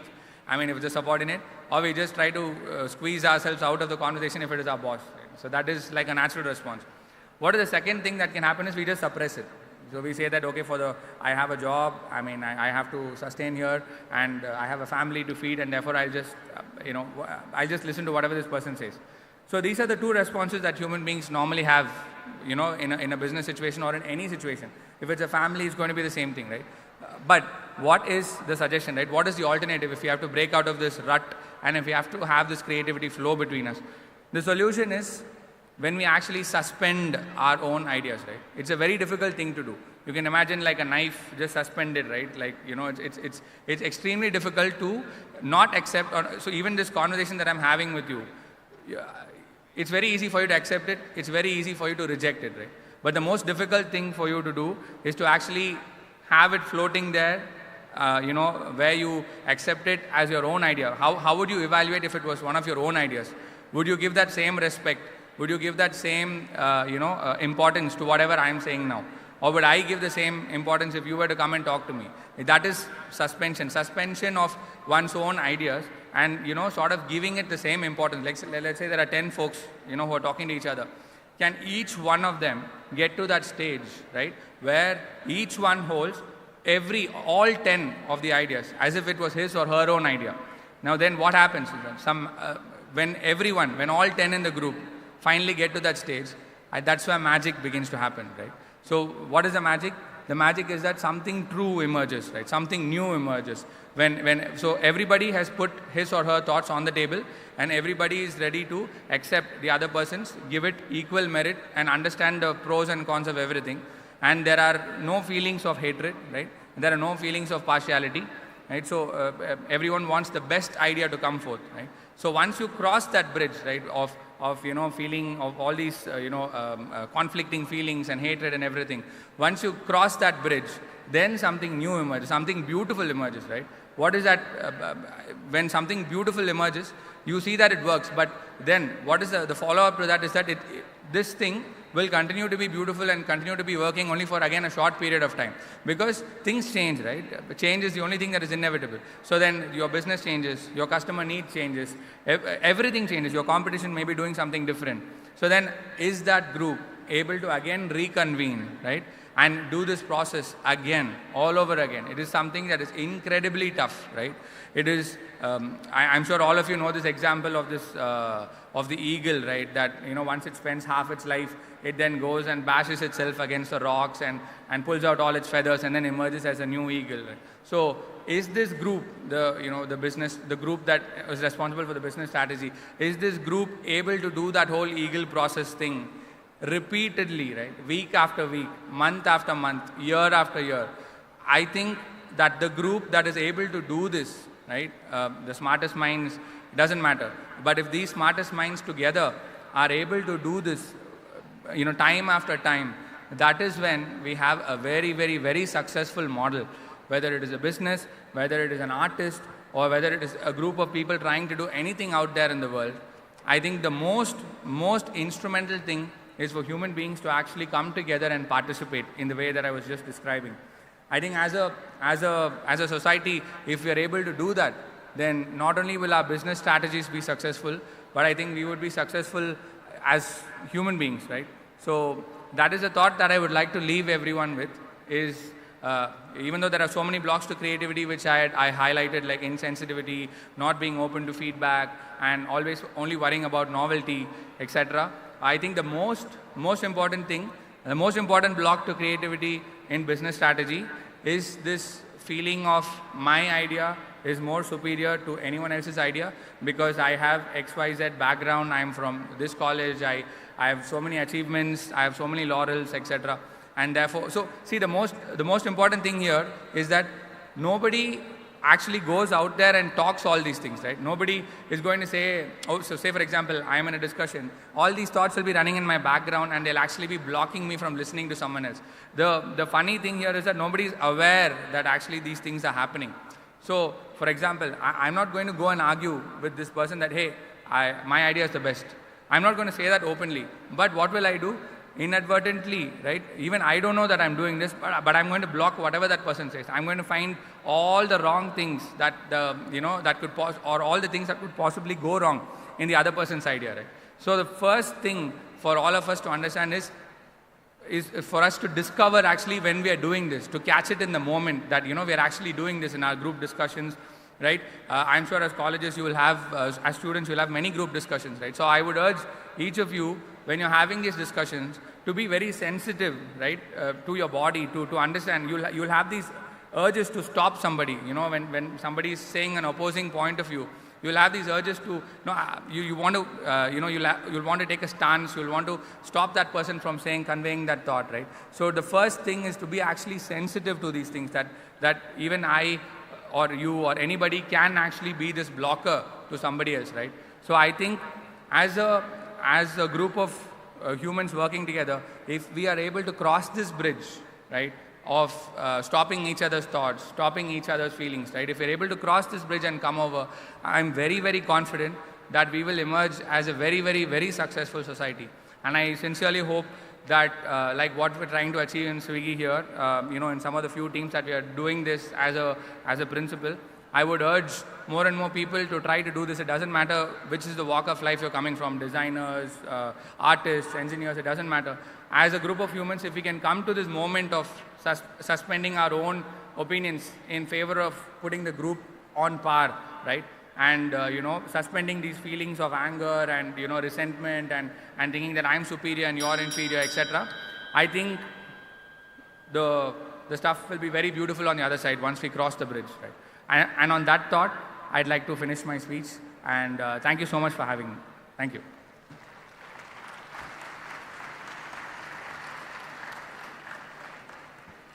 Ladies and gentlemen, can we have a huge round of applause for Mr. Melvin Rufus for that insightful and inspiring session. Your expertise in blending creativity with business strategy has provided us with the valuable lessons that we can apply in our own work. Ladies and gentlemen, we are having a very new element in today's day. That is fireside chat. So I request the stage committee to kindly arrange the dais. Ladies and gentlemen, with a huge round of applause, let us invite onto stage our distinguished guest, Bhavna Bhatnagar, for our event today. As the co-founder of V Founder Circle, EvolveX and Avenya VC, Bhavna Bhatnagar has played a pivotal role in shaping the startup investment landscape. Her impressive career includes impactful roles in global expansion teams at ByteDance and Cheetah Mobile, where they contributed to the company's growth across China, the US, and India. Their ability to navigate diverse markets and languages, fluent in Hindi, English, and various other languages, demonstrate their unique global perspectives and versatility. We are honored to have Bhavna Bhatnagar with us today, and we look forward to her valuable insights. Please join me in extending a warm welcome to Ms. Bhavna Bhatnagar, ma'am, for a fireside chat session with Dr. Prashant Iyer, Assistant Director, Startup Accelerator. Thank you, Bhavna, for giving us your time. And today is day 4, and second-year students are going to be part of the program. My first question to you would be, how did you start your journey? Because you've got a very checkered career. I would want you to take back when you were in college, and what is the first thing you did towards your journey? So I have a very long answer to that because I sort of accidentally became an investor. I studied biochem in my graduation.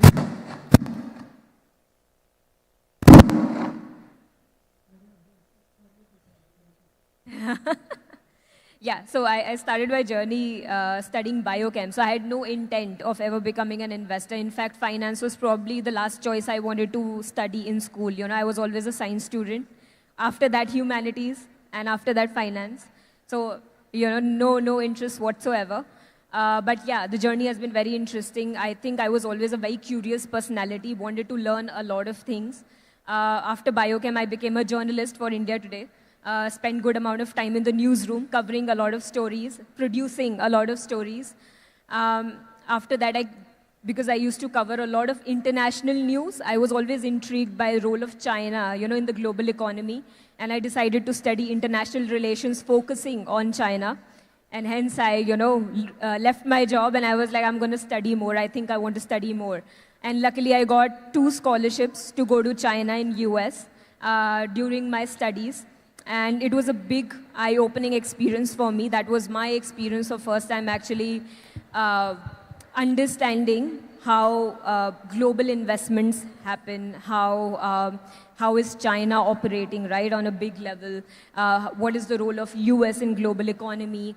So that was my introduction to finance in some ways, right, not really in a very hardcore manner. But yeah, I decided to stay back in China for 6 years. There I was doing product work for Cheetah Mobile and for ByteDance. At that point of time, it was a Chinese company, not really known in India or globally at all. TikTok launched, I think, a couple of months after I had joined. So TikTok Global, became a big thing in US, became huge in India. And that was, again, my experience of seeing products made for certain geographies and how big could they scale. So all of those experiences combined sort of gave me a very great experience and made me a generalist. So I call myself a generalist. I can learn about anything. And I can apply that knowledge anywhere. In China, I also used to run my own community of startups. Wow. So I used to run Startup Grind Beijing for 2.5 years. So that means I used to do such events, such fireside chats almost every 15 days for Chinese entrepreneurs and for global entrepreneurs. During that time, there was a lot of investments from China into India.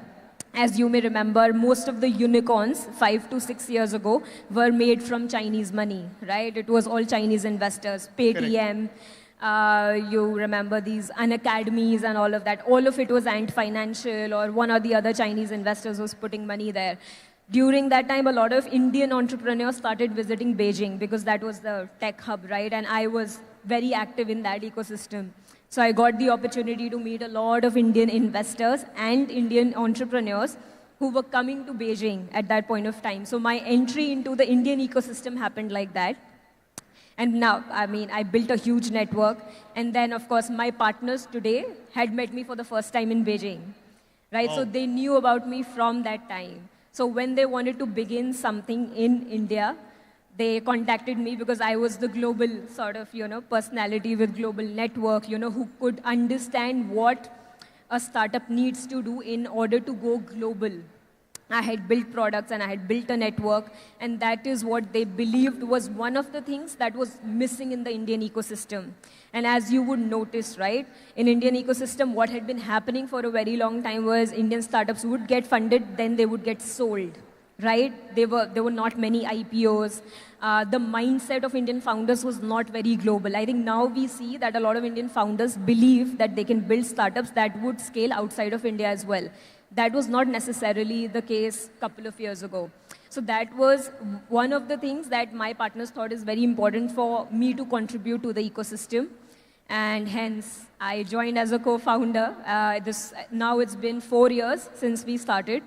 And I think since day one, we have been one of the most active angel investors in the ecosystem.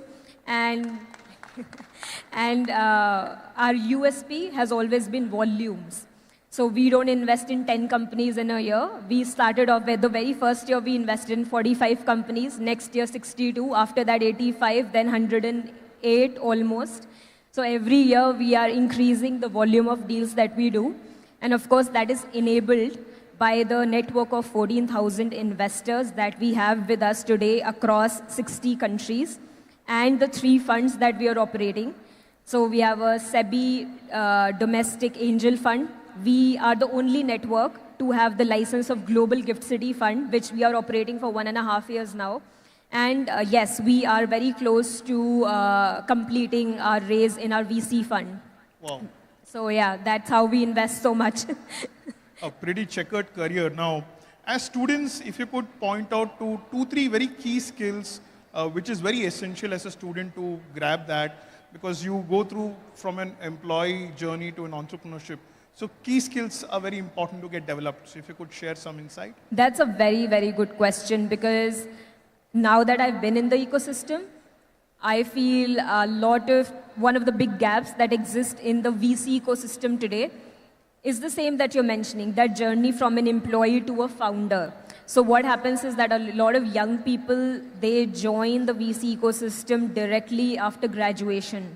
And the problem they face is, and they tell me that across funds and wherever they're working, they're like, we don't relate to the founder, because we've not built businesses. We don't understand what problems are they going through. So if you would ask me, what are the things that anyone can do before they get into investing as a professional career? Build something, build something in India, the smallest company that you can do. And actually this platform, this university is giving great opportunity to do that. Whatever grants you're getting, whatever money that you're getting, build something from it. And then you would understand what it means to be a builder, what it means to run a business. And you'd be able to understand the journey of the people with whom you want to, let's say, grow even your firm as a VC, or you want to invest in them. So you would understand what are you investing into, right? Correct. So I think that is one thing that I really believe is lacking in the ecosystem today. And I think any of the students, if you get the opportunity to build any kind of business or sell any kind of product, that selling mindset needs to be there. Excellent. So as students, one question keeps coming, when do I start my startup? Like, do I start now, or do I take some corporate experience and then come back? What is your secret mantra? I would have given a different answer a couple of years ago, to be very honest. because it's not easy to start a business. We all know that. It's very difficult to figure out, firstly, what idea should I work on? And after I get the idea, how do I get people to work with me? How do I get the money to, build a company? All of those are very valid questions, but look at us today. We are here, and here there is an entire ecosystem that is present. There are investors, there are people who are mentors, there are university, who's willing to give money. So I would say take this opportunity and build something. And definitely work in corporate. Nothing wrong in working in a corporate, because a well-developed corporate experience will teach you a little bit of discipline, will give you some idea of what a work culture should be in an office. How could you, let's say, be a good manager, for example? We have seen in our experience that some people are natural CEOs, like they transition from being a founder to a CEO seamlessly. They learn, there is a learning curve. Not everyone can do that though. So I would suggest that if you feel like there's a little bit of self-reflection and self-awareness that is needed for this, but if you feel that you do need that kind of experience, that you need to work in a place and learn how to build an organization, yes, you should do that.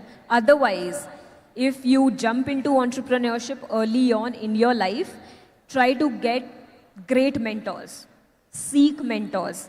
Be aware what is lacking in you, where you cannot find a solution on your own, and just get experienced people to teach you how to do that. So you have to be a student throughout. You have to be constantly learning. If you can learn on your own, nothing better than that. But if you feel that you're struggling, then go and seek mentors who can help you become the entrepreneur that you need to be. I also know Shreyans Daga, the founder of OLL, who got featured on the season 1 of Shark Tank.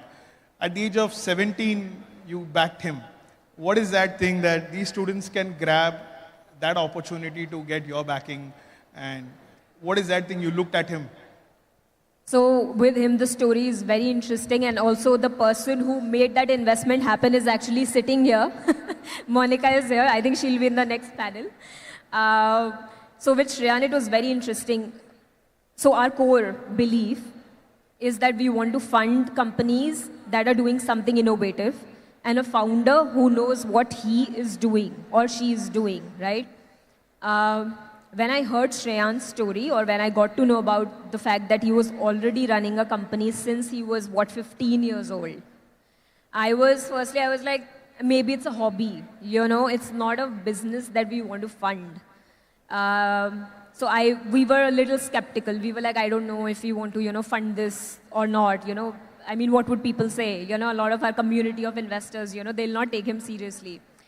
But then I was told that I should meet him and understand and listen to his story by myself. So I met him. And he was already doing a business at 17 years of age. He was already doing 1 CR ARR at that point of time, right? And he was self-aware enough to be in a school that allows that to happen. So he was in a school that would give him the certificate, but attendance is not necessarily required, right? His parents were very supportive. They knew that their son is made for business, so let him pursue. So he had good family support for that. And he was generating good money. The problem, obviously, that we faced was he didn't know how to pitch to investors. Like he's running a good business, but how to actually make it big, how to scale it, how to present it to investors, what is going on in an investor's mind. He didn't know that, obviously. The second thing that he lacked was, I think, to understand that whatever he is doing currently is fine. But how do you actually build a business that's going to do maybe 10 CR per year? How to scale it? Does he have enough mentors? And if he actually goes out and looks for mentors, what will he tell them? So all of those things were a big sticky point for him, and he was very upfront and honest about it with us. So we were just impressed by what he had already done on his own, and that he was very aware of his shortfalls. He knew what he doesn't know. And he was like, I need your help in that. So we invested a very small amount in him, but he was okay with the terms that we gave him because he was like, see, even though I'm doing 1 crore business today, I know where I'm lacking and I need your help. So I'm not going to negotiate. And that again was slightly impressive to me because, you know, that takes a little bit of maturity to admit and to concede to the terms that we were giving him at that point of time. And he was 17, so we could not fund him technically. We had to wait till he was 18. So we had to wait 6 months that he can actually legally incorporate a company and then we can transfer the funds. But we kept training him. We kept mentoring him. We kept telling him, you know, what are the things that you're supposed to do. We kept connecting him to investors. So we opened an ecosystem for him. And that's how after at least, like I would say, 1 year and I think almost hundreds of rounds of, you know, pitches and raising 3 rounds with him. He was there in Shark Tank, and I know the famous line he said that I want to buy Byju's, and today it might just be possible. Correct. So when he said, people took it quite lightly that I would want to buy Byju, but 2.5 years hence, the story is very different, and we don't know how things are going to be placed. So my next question is, how do you identify which is the next trend? And you know, AI is catching up, so if you start saying that the plethora of companies who are now AI driven, but which is that and how do you solve a problem? So interestingly, in the last couple of years, India has been catching up with US faster than usual. So AI honestly has been a theme for last 10 years. It's just AI also comes in waves, right? There's an AI 1.0, AI 2.0, now this is the 3.0 as in the form of Gen AI, right? What we really track is the cutting edge technology or technological advancements that are happening in the West. And because in the last couple of years, we've seen a lot of Indian techies, Indian entrepreneurs moving from US to India. That's a great move, right? I mean, a lot of Indians are in fact looking at India as a great opportunity now. So we look at those talents that, okay, firstly, what is happening outside India? We need to know. What is the cost of that technology, right? Do we have the talent here to build it? So if we come across people who have the talent to build that, we hunt those people down. That, okay, you know, these are the trends that we are running after and you have experience in that, so let's talk. That is one way. That is us going outbound. Inbound, because we have a great network and great co-investors. I mean, now after 160 startups, we know entire ecosystem and the entire ecosystem knows us. So they keep sharing deals with us in emerging sectors and evergreen sectors. So what is evergreen for us? B2B SaaS is an evergreen sector. You can invest in it any time and it will always generate profit, right, done correctly. Finance is evergreen in India. Education is evergreen in India. Health is evergreen in India. There's never going to be a time when these sectors would not be relevant because there are so many problems in those sectors. There will always be something that needs solving. Plus, the government policies have been evolving so fast that there is always a new thing, you know, that comes up, a new innovation that comes up, or someone is doing something on top of the other. EV. Electric vehicles, again, we've made huge bets there, and that again, now I consider it to be pretty evergreen. So these are the sectors that we look at from the evergreen point of view. We are always open to listening to any company that is building here. When it comes to emerging technologies, so we have invested in space tech. Garuda, we've invested in a couple of, like I think 1 year ago. We invested in Cupa AI, quantum computing, right? We are looking at life sciences startup right now. So these are some sectors which are super niche. You would not find a lot of people who are backing these companies, but again, we go after these technologies because we see that there are trends outside and we see how they're going to grow in the country, and maybe right now is the right time to give a push to those sectors. And also create awareness. Like sometimes when you're investing in companies in space tech or you're investing in quantum, you need to really create awareness among the investors also. That these are some of the things that are going to change the way the world works. And in India, we don't know if it will happen at the same pace. But we should still give money to some of these people who are attempting to solve those problems. Because that is how any ecosystem matures. Today, when we give money, there is a lot of knowledge that we acquire through that journey. So whether the startup fails or it continues, it's still very enriching for the entire ecosystem, and that is the long-term view that we take when we invest. Yeah, so I mean the emerging sectors that we look at are a couple of these sectors where we've made recently some investments, and the evergreen sectors that we look at. In terms of what do we look personally in a company, always the founding team. That is the first thing that I will look at. Who is this person who is attempting such a brave, feat? Like, why do they want to be an entrepreneur? Do they have a history of entrepreneurship? I also check what you mentioned, employee to entrepreneur wala journey. Like, were they always an employee? Have they run businesses before? What could be their execution style be? Because I look at the entrepreneur and the team surrounding the entrepreneur, and I want to see if they'd be able to execute the plan that they're talking about. Because, I mean, ideas are dime a dozen, right? I mean, everyone can have ideas to do something. Sure. Ultimately, it comes down to the execution. So the strong founding team is always a big push for us. After that, we look at the problem and the solution. What is the problem he's trying to solve or she is trying to solve?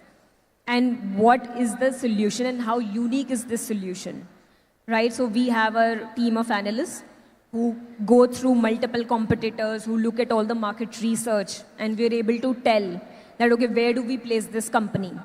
In some sectors, there's always space for 10 unicorns. So we don't mind if someone is doing something similar, but if they are as strong, we could have a Swiggy and a Zomato, right? I mean, they can exist in the same vertical. So we know that there are certain spaces where people can do similar things and still make a lot of money for investors. So we have to look at all of those point of views also, that, let's say from a return point of view, at what stage should we enter a company? Is pre-seed making sense for us? If not, then maybe we want to wait and see some more progress, and seed or a Series A could be a better time for us to enter. Now, because we have a network and 3 funds, we are able to take a very flexible approach to investing, which is very different from how funds work. A fund will always have a certain stage at which they enter, and they will have a certain amount of money they want to commit. We luckily can decide what stage we want to enter, and at each stage we commit a different amount as per the requirement of the company. So those things sort of come into play. So broadly speaking, the team, the problem solution, right? How will they scale, the GTM, the execution style, and also at what stage are they? So these are the 4 broad criteria that we look at every time when we are thinking of investing. For students, we sometimes relax our criteria because we want to give them benefit of doubt, and we know that when we're funding students, we have to mentor them a lot more than any other founder. So in case of students, we would, probably look at the age and the experience criteria a little bit more and give them a bit of benefit of doubt before we invest. Okay. The theme of R.I.D.E has been sustainability and climate, and we all know that climate is rapidly shifting. What are those emerging trends you're seeing in the startups contributing? Because in the next session, we've got some startups who are focusing on sustainability. And any thoughts on that? Oh yeah, it's a big theme. I mean, I should have mentioned in the last 3-4 years, climate and sustainability has also entered into our evergreen themes, because I don't see climate going back to how it was. I see that the temperatures would rise, right? Look at the trends. Population is increasing. Hence pollution is also increasing. There are some countries that have actually adopted very progressive policies to counter these problems. India is still sort of on that path, right? They haven't really done or taken any major steps. I think one of the areas where they have done something, India has done something, I think it's in EV sector, where there is great adoption and great push for people to invest in EV startups, plus the policies around battery manufacturing. So there we see a lot of work is being done. So we've been very bullish. Like we have funded OEMs, we have funded battery manufacturers, we are funding battery optimization startups, we are funding swapping, stations and all of that.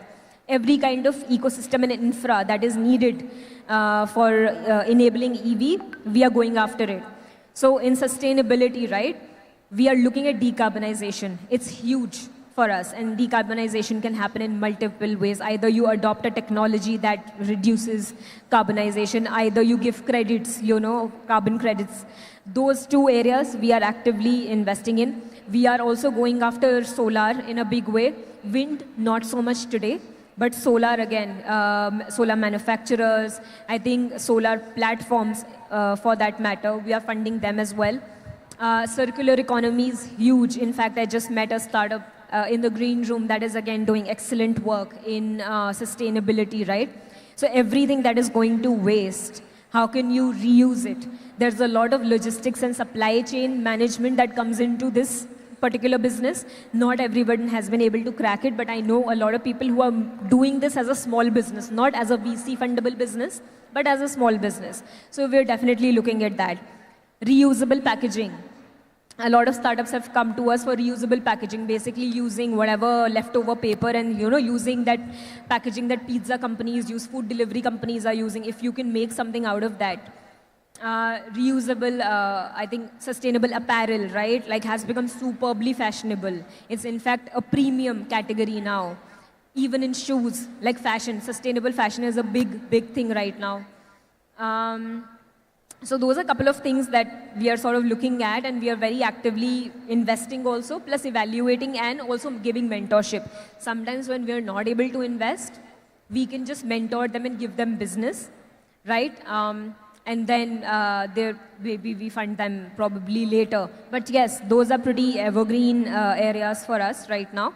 In fact, we had also funded a company which is into clean cosmetics and clean skincare. Even that, I believe, adds to the sustainability part, where everything is clean and organic, right? So whatever you're putting back into the environment is also, not going to harm the environment. So anything that can protect and preserve the earth is something that we are going after. Thank you for a detailed insight. We got in Rachna ma'am today to highlight the importance of the number crunching, and she being a finance wizard, there's a large fan following. I wanted to understand the role of importance of financial understanding when you're running a startup, because that is one challenge students face, that they make a projection on Excel, but when investors question, they tend to falter it out. How do they learn, and what should they be putting importance on learning that aspect? I mean, that's a very relevant area to focus on. So usually what happens is, see, in investing world, we see a lot of MBAs and CAs. I'm neither. But yeah, mostly a lot of MBAs and CAs are investors. In startup world, we see usually in the founding team there would be a CA or an MBA, right? So I will take your question back to how we evaluate startups, or how do we evaluate a founding team. Every founding team needs to have someone who's going to be good in numbers, right? Eventually, everyone would need some help there. So either you have someone who can do the numbers, or you get a good CA, someone, or a CFO, because CFOs usually come after some funding has been done. Like Series A stage pe tum CFO rakh lo, but usse pehle at least have a good CA to support you, a good company secretary to do your legal and finance work, right? That is what we look at. And if they're not able to do that, then we have our partners who are CAs. We refer the companies to them. However, one thing that is very important, you can have all the CAs working for you in the world and all the CFOs in the world, but I believe if you're the founder and CEO of your company, you better have a good grasp of the business and the financial modeling around it. And if you don't know, if you're weak there, then just learn. So I definitely advise this to all the founders, definitely spend some time learning this crucial skill. It's a skill that needs to be mastered, just like selling something is a skill, and that also needs to be mastered by any other founder. Pitching is a very tough job, and there are plenty of rejections before you get your first breakthrough. how do you handle rejections? Because that is one big challenge which today's students face, that they don't know how to handle rejection. And in the pitching world, you get rejected every single day. How do you prepare for that? Okay, I'll answer very short, in very short. Firstly, I think all the founders, they're making some basic mistakes. They like to pitch to everyone. I would say that, be very selective about the investors that you pitch to, because not every investor is going to be investing in you, right? There are different categories of investors. So identify the right investor for you firstly. Strategically, even stage-wise, like go to angels if you're raising very early, or if you're doing Series A, then go to a micro VC or a VC. So firstly, select a good investor, correct investor for yourself. Secondly, your pitch deck and the story that accompanies the pitch deck has to be very clear. Everything is about emotions. Like, if you're telling me something about a company, what kind of emotions you want to, for me to experience when I'm listening to you. Ultimately, every startup is about the change that you want to bring around you. So if you have a good personal story, or if you have some story as to why this is your motivation or life's dream, then you should be able to communicate it very well. Also, again, this is a skill that not a lot of people know. So all the help that you can get, in order to prepare a good pitch deck, which clearly translates your vision into, what exactly are you trying to do. And secondly, when you talk to me or to any other investor, if you're able to translate your big vision in words, like in Shark Tank, for example, you see these people pitching without a deck, right? And they practice hours for it. Like, they have to write down a script, they have to, stick to it, give the relevant numbers. So all of those are basics. And again, it takes a lot of practice, so never take it for granted. It's a skill, a very important skill, and it has to be learned, and with a lot of practice. Yeah.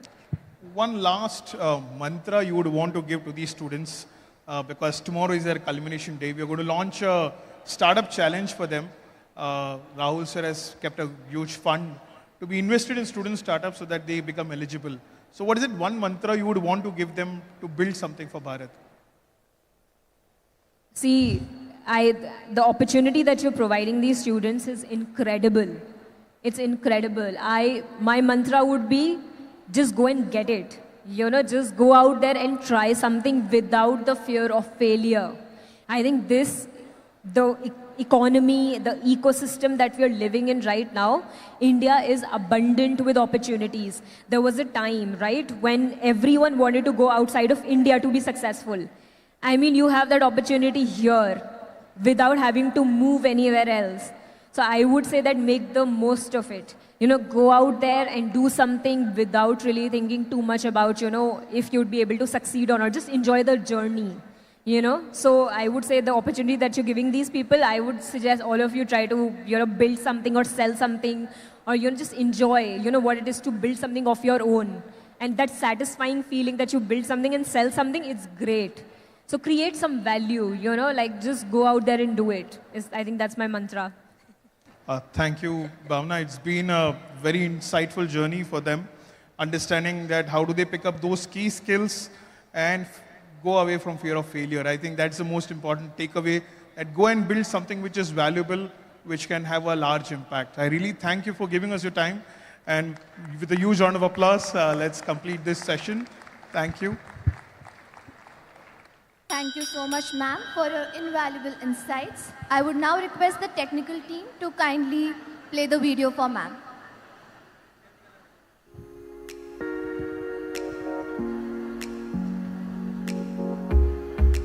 Ms. Bhavna Bhatnagar brings over 8 years of expertise in product development, operations, and strategy.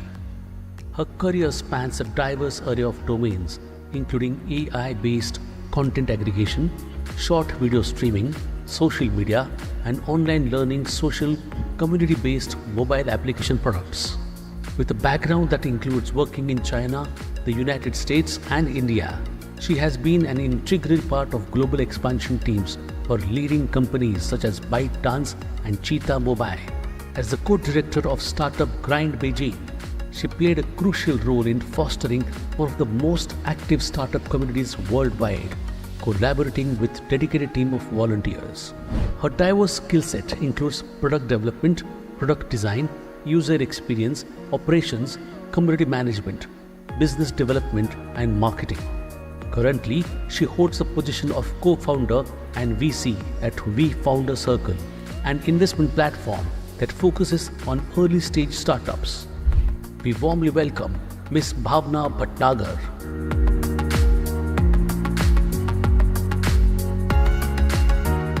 Can we have a huge round of applause for Ms. Bhavna Bhatnagar? Your presence here today has been an honor and privilege. I now request our esteemed guests and dignitaries to kindly come forward and join us on the stage for group photograph. Your presence greatly enhanced this moment. Ladies and gentlemen, this is indeed an auspicious moment that we come together and welcome such distinguished personalities. Can we again have a huge round of applause for these eminent personalities?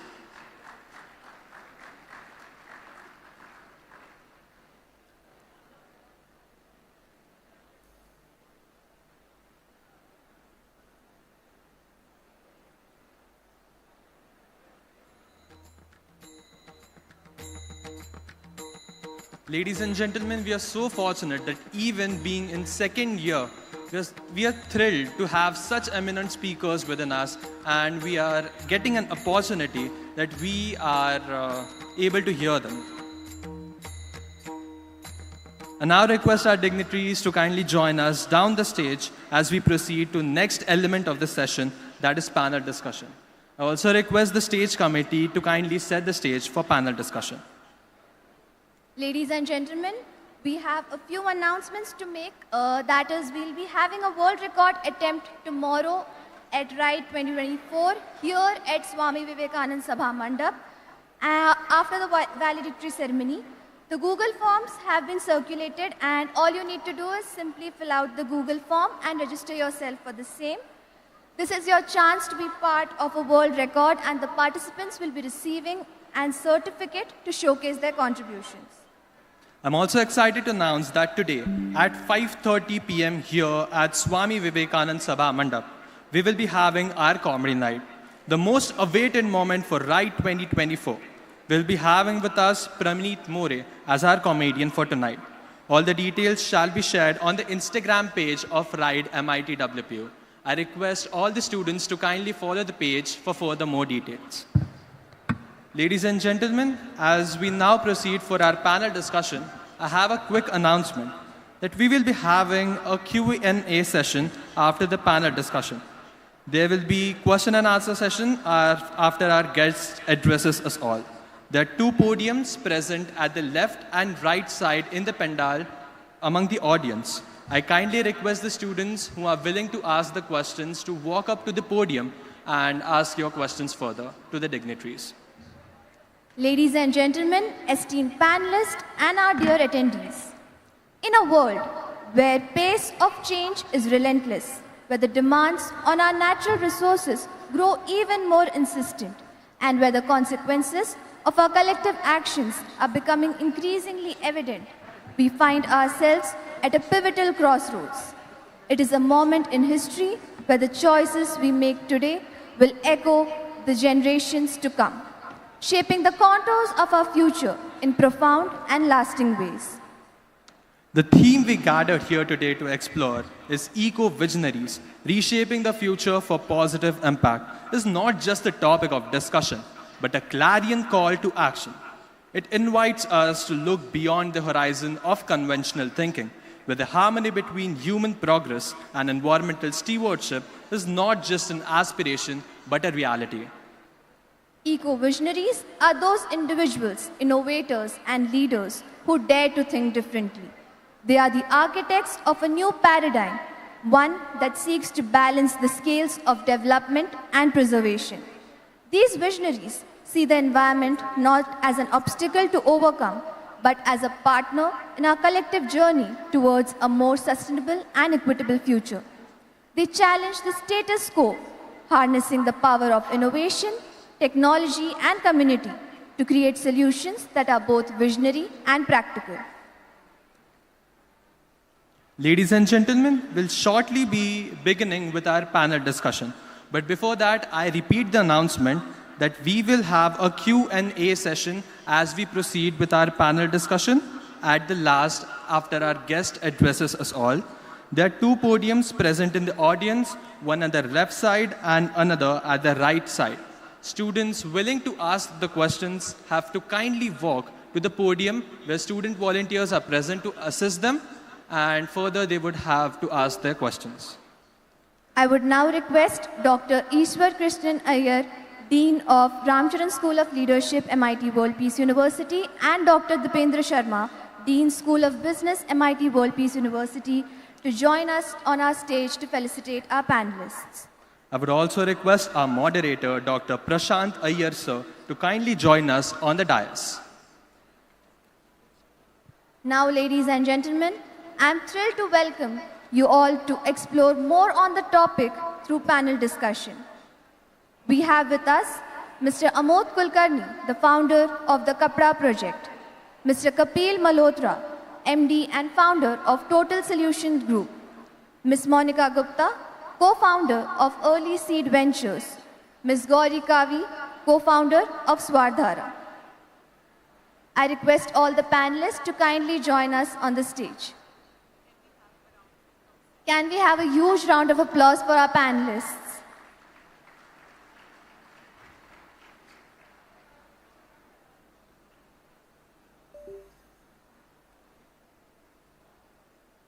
We have with us today Mr. Amod Kulkarni, the founder of Kapda Project, Mr. Kapil Malhotra, the founder of Total Solutions Group, Ms. Monica Gupta, co-founder of Early Seed Ventures, Ms. Gauri Kavi, the co-founder of Swardhara.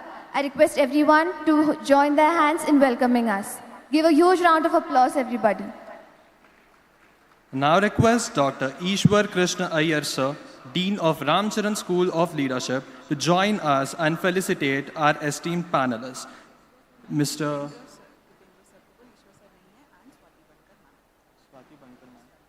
Oh, sir.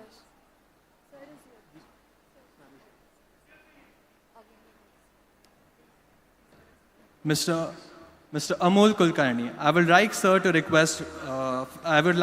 to felicitate Mr. Amod Kulkarni. Ladies and gentlemen, it's a pleasure to welcome Mr. Amod Kulkarni, the visionary founder of the Kapda Project.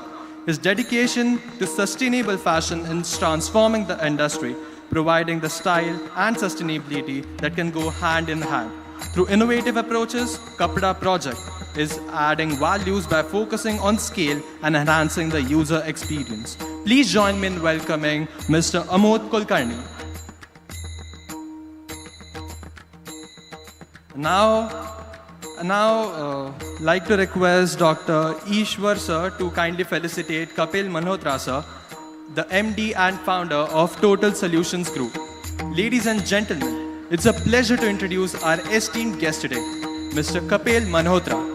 As the head of Total Solutions Group of companies, Mr. Malhotra, the lead and dynamic organization with a footprint across 35 locations in India, serving industries ranging from retail and real estate to industry of entertainment and technology.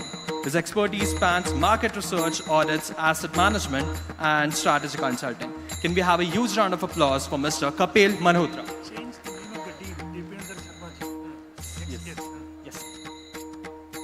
Now, I would request Dr. Dipendra Sharma sir, Dean of School of Business, MIT World Peace University, to kindly felicitate our next panelist, Ms. Monica Gupta. Ladies and gentlemen, it is my privilege to welcome Ms. Monica Gupta, a dynamic force in the business world. With over 12 years of experience as a chartered accountant, she has guided over 500 entrepreneurs across diverse sectors, helping them build strong and sustainable businesses. As a co-founder of Early Seed Ventures and an angel investor in cutting-edge industries like EV, defense, and fintech, her impact on the Indian startup ecosystem is profound. We are honored to have her with us today. Please give a huge round of applause in welcoming me to join Ms. Monica Gupta. Now I would request Dr. Swati Bankar, Associate Dean External Relations, School of Business, MIT World Peace University, to join us in welcoming Ms. Gauri Kavi. Ladies and gentlemen, it is an honor to welcome Mrs. Gauri Kavi, a renowned music professional with over 25 years of experience. As co-founder of Swardhara, she has revolutionized Hindustani music education, reaching over 12,000 children across India. With 20 solo albums, 1,500 concerts worldwide, and over 40 million views on her videos, her impact is immense. Currently, she is exploring how music can aid the well-being of special children. We are thrilled to have us with her today. And I would request all the panelists to kindly take their seats.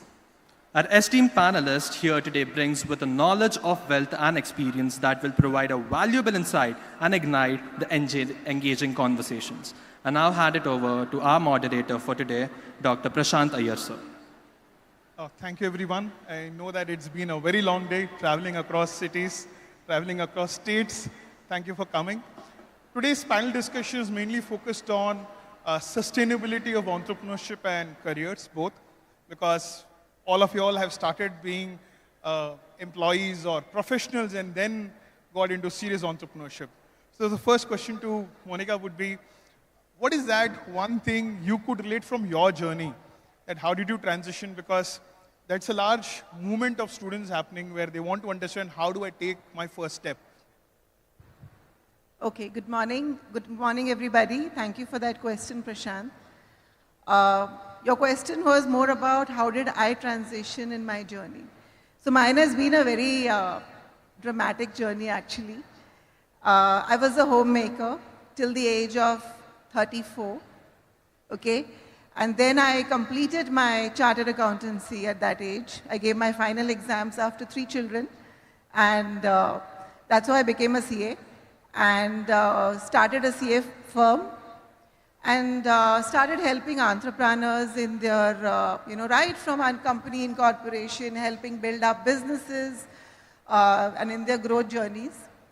And after a few years, when they wanted to grow their verticals and go beyond geographies, they needed money. And that was a time, it would be either referring them to some debt syndicators or investors. And they would come back to us for validation of the financial statements, for validation of, the projections and valuations. And that's how we then, entered the journey of being investors ourselves. We partnered with a very leading angel fund in 2020 called Venture Catalyst. But very soon we saw that the funnel of startups that are reaching out to us is so huge that just one investment or a VC fund couldn't, take care of that. And that's how began the IB journey, and we today connected with a lot of IB funds. And last year we started our own syndicate, Early Seed Ventures, wherein all the HNIs who want to participate and start investing with minor amounts, diversifying their risk, we offer them that platform. And we've invested in 7 to 8 companies so far. We are a conservative investors. We come in as, tag-along investors to the main lead investor. And yeah, that's been our journey so far.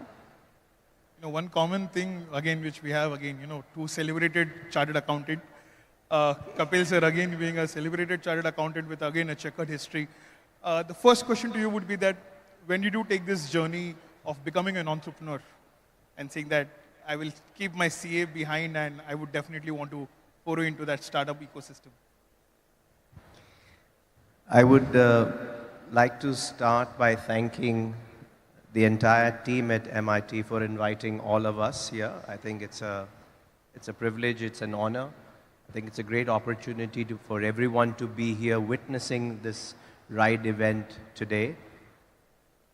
And I would also like to wholeheartedly congratulate Monica, you that at the age of 34, when you took your career in your hands and you became a chartered accountant at that stage, and I think that it shows the spirit of an individual that kisi bhi mode pe kuch bhi agar ho, you can change the journey and hence you can change the destination. I think Monica definitely should get a clap for this. This is very well done. Very well done.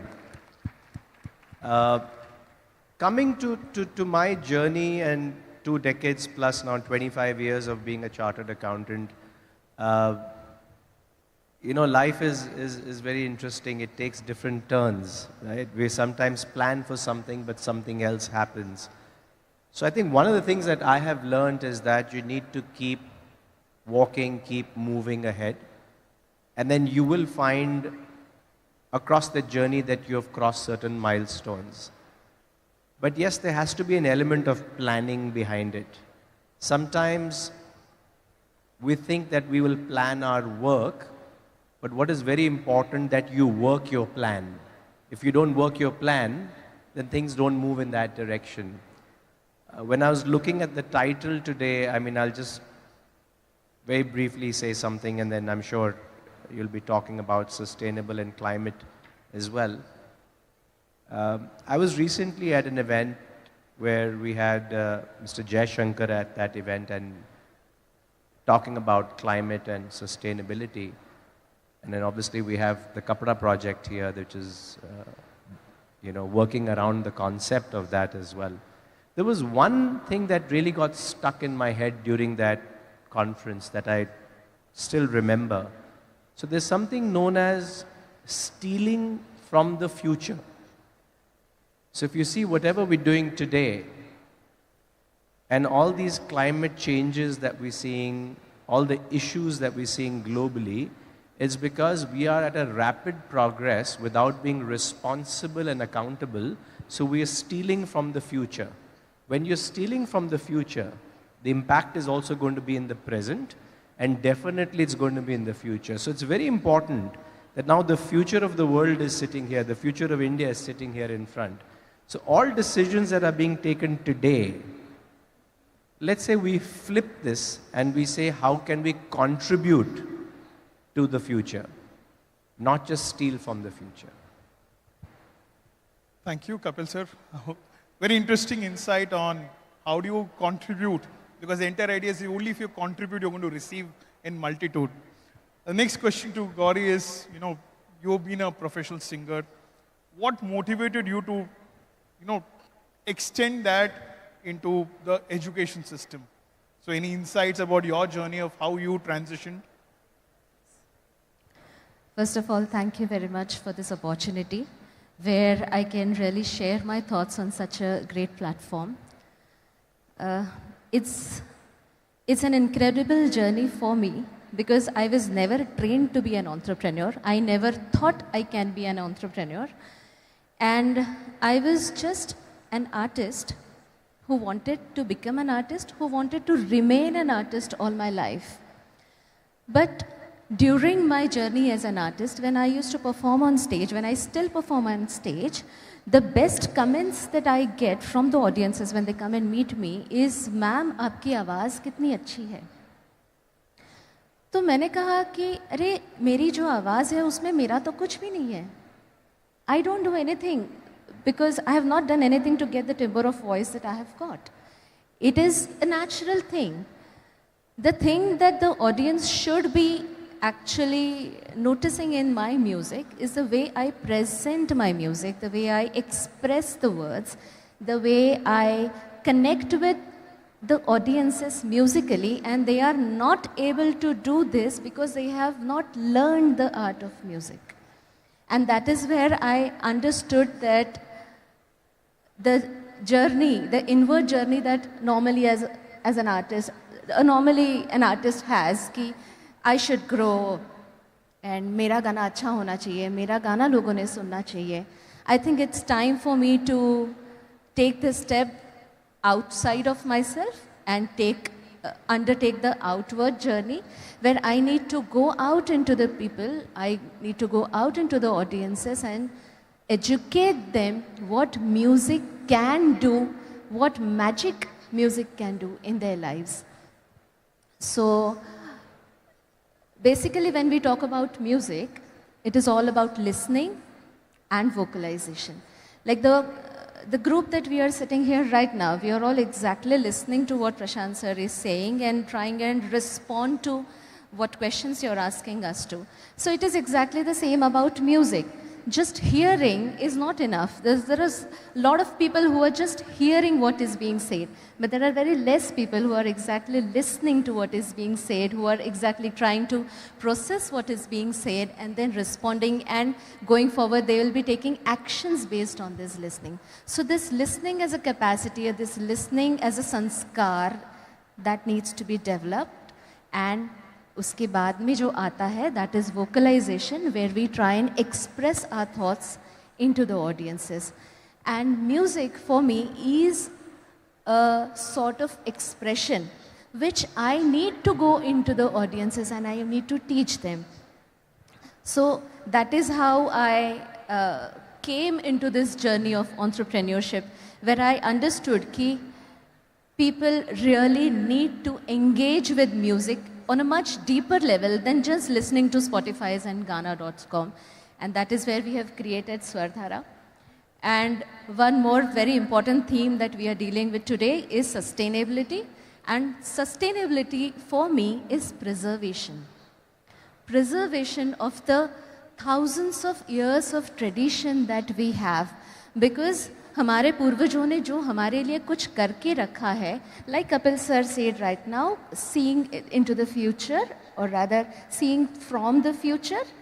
So as artists or as people, we have really, put our hands into the future, and इतना कुछ लिया है हम लोग ने future से कि हम भूल गए कि अभी क्या है future में हमारे लिए store में. So as an artist, as an ambassador of music, if I don't take music seriously and I don't really take it to the people, then there is going to be nothing left in the future for Hindustani music. And that is where I come in as an artist, and this is my, in short, a journey about entrepreneurship. Thank you, Gauri. Thank you. Next question to Amod. You've been a sustainable champion, and when we were, my organizer were asking that, sir, are we getting a model? Because you're differently dressed, so I would want you to start from that and then share about what are you trying to do and what is the impact you're trying to make this world a better place. Sure. So, sir, first of all, I want to thank R.I.D.E and the organizing committee, because this marks the complete of a cycle which started 10 years back. I was a person who was sitting in the audience. I was a person who was organizing the event. And now I'm the person who is sitting on the dais. So for me, it's a circle which is completed and also takes back me to my nostalgia and how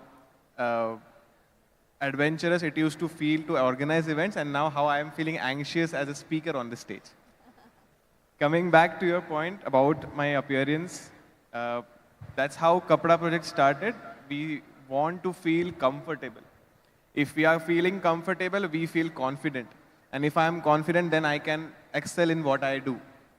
If harems, kurtas and jacket make me feel confident, make me feel comfortable, I can do or give 100% at work. That's what the ideology we want to pass from Kapda project, that when you are wearing Kapda project's product, you should feel authoritative, you should feel confident, because you are creating impact. You are saving those fabrics from going to landfill. You are helping somebody to earn livelihood by just wearing a shirt. So and this is a step towards going to conscious consumerism. We want people to think what are they buying, how it is made, whether is it a need or a want. And that's where as Kapil sir rightly said, we are stealing from the future.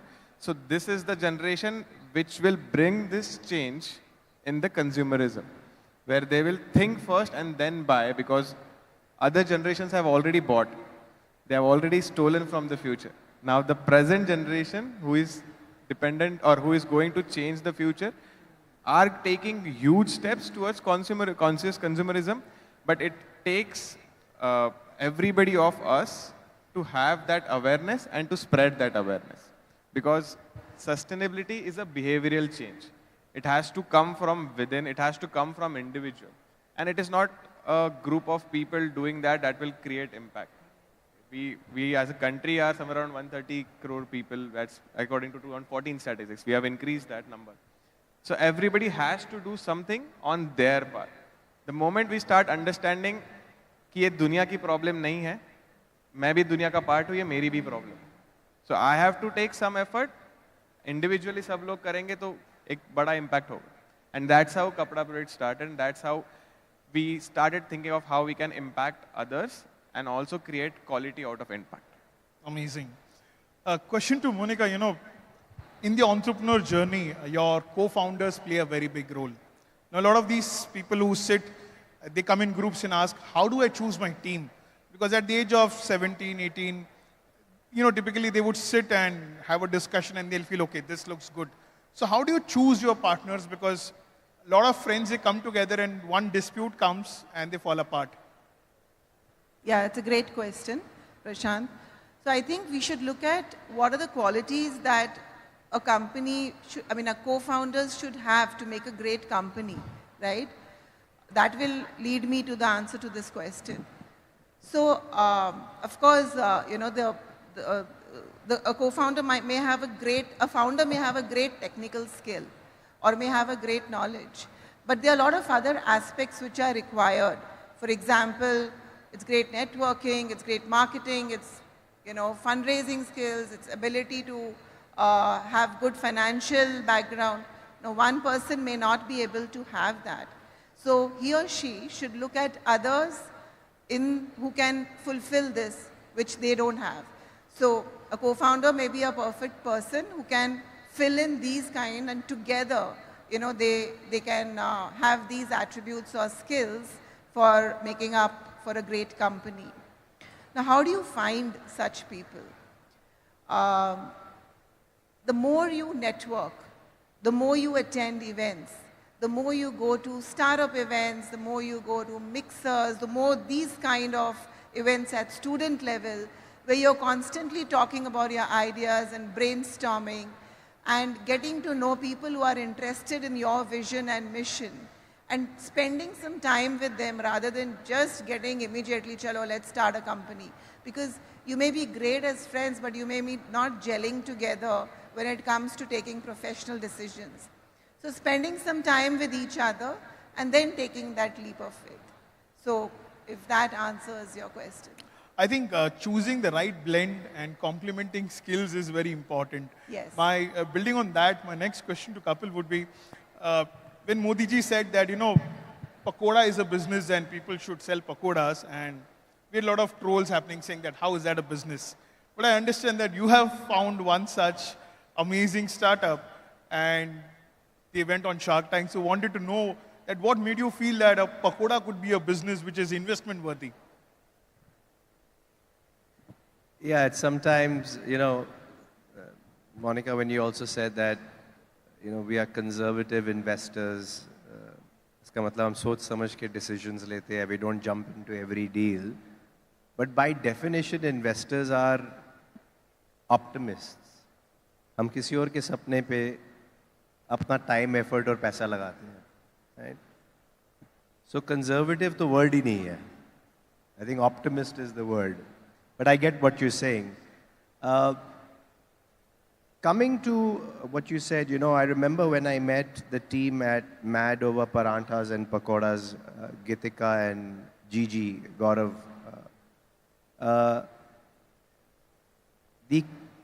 There were two chemistries that I saw. One chemistry was in the pakoda. That means how did they deep fry the pakoda, put it on the plate, and there was no oil in it. So I was like, how is this possible? And you know, whenever it rains, the best bahana that we all have, pakode banate hai, right? And we all know that we don't want to have more than whatever number that they are. But here, I was having one after the other. And I did not feel that oiliness or that heaviness in the product. So that immediately got my attention. It's like, you know, we all drink water, but imagine there's a particular type of water that you drink that not only quenches your thirst, but also makes you feel active and happy. Now, that's another startup idea that I'm throwing to everyone, because you consume water every day. The same thing was with these pakoras, because the more I was eating, the more I was getting intrigued. Isme aisa kya hai? And Gaurav Gigi is an IIT Bombay graduate. So I asked him, ki, bhai sahab, aap pakode bana rahe ho? So he said that, boss, इसमें batter का ingredients क्या है, उसको कैसे बनाना है, उसको overnight कितना soak करना है, and at what temperature do you need to fry where the oil only heats the pakoras, it does not ooze in, is where IIT Bombay has helped me. Wow. So I was like, oh my God, you know, this is serious stuff. This is like rocket science. This is not just pakoda science. And that is where the confidence came in, that these guys really know what they're doing, right? So that chemistry was in the pakoras. And then there was another chemistry between the two founders, right? Luckily, they were husband and wife, so their chemistry was oozing out pretty well. But I think just picking on your question and what Monica also said, I met a solo founder recently. He came up with the same problem. That's how do I find my co-founder? So I said, Tinder pe to jaoge nahi, right? You need to find the co-founder, and this is a business co-founder, so you have to be very sure. I said, you first navigate. Come back to me with 5 options. Kuch socho pehle. Because you have to go on the hunt. And you need to find out the ways yourself. That is what the ride of entrepreneurship is. The ride of entrepreneurship is that you navigate and you do things yourself. Someone guides you somewhere. Someone gives you direction. Someone becomes your GPS. Someone becomes your lighthouse.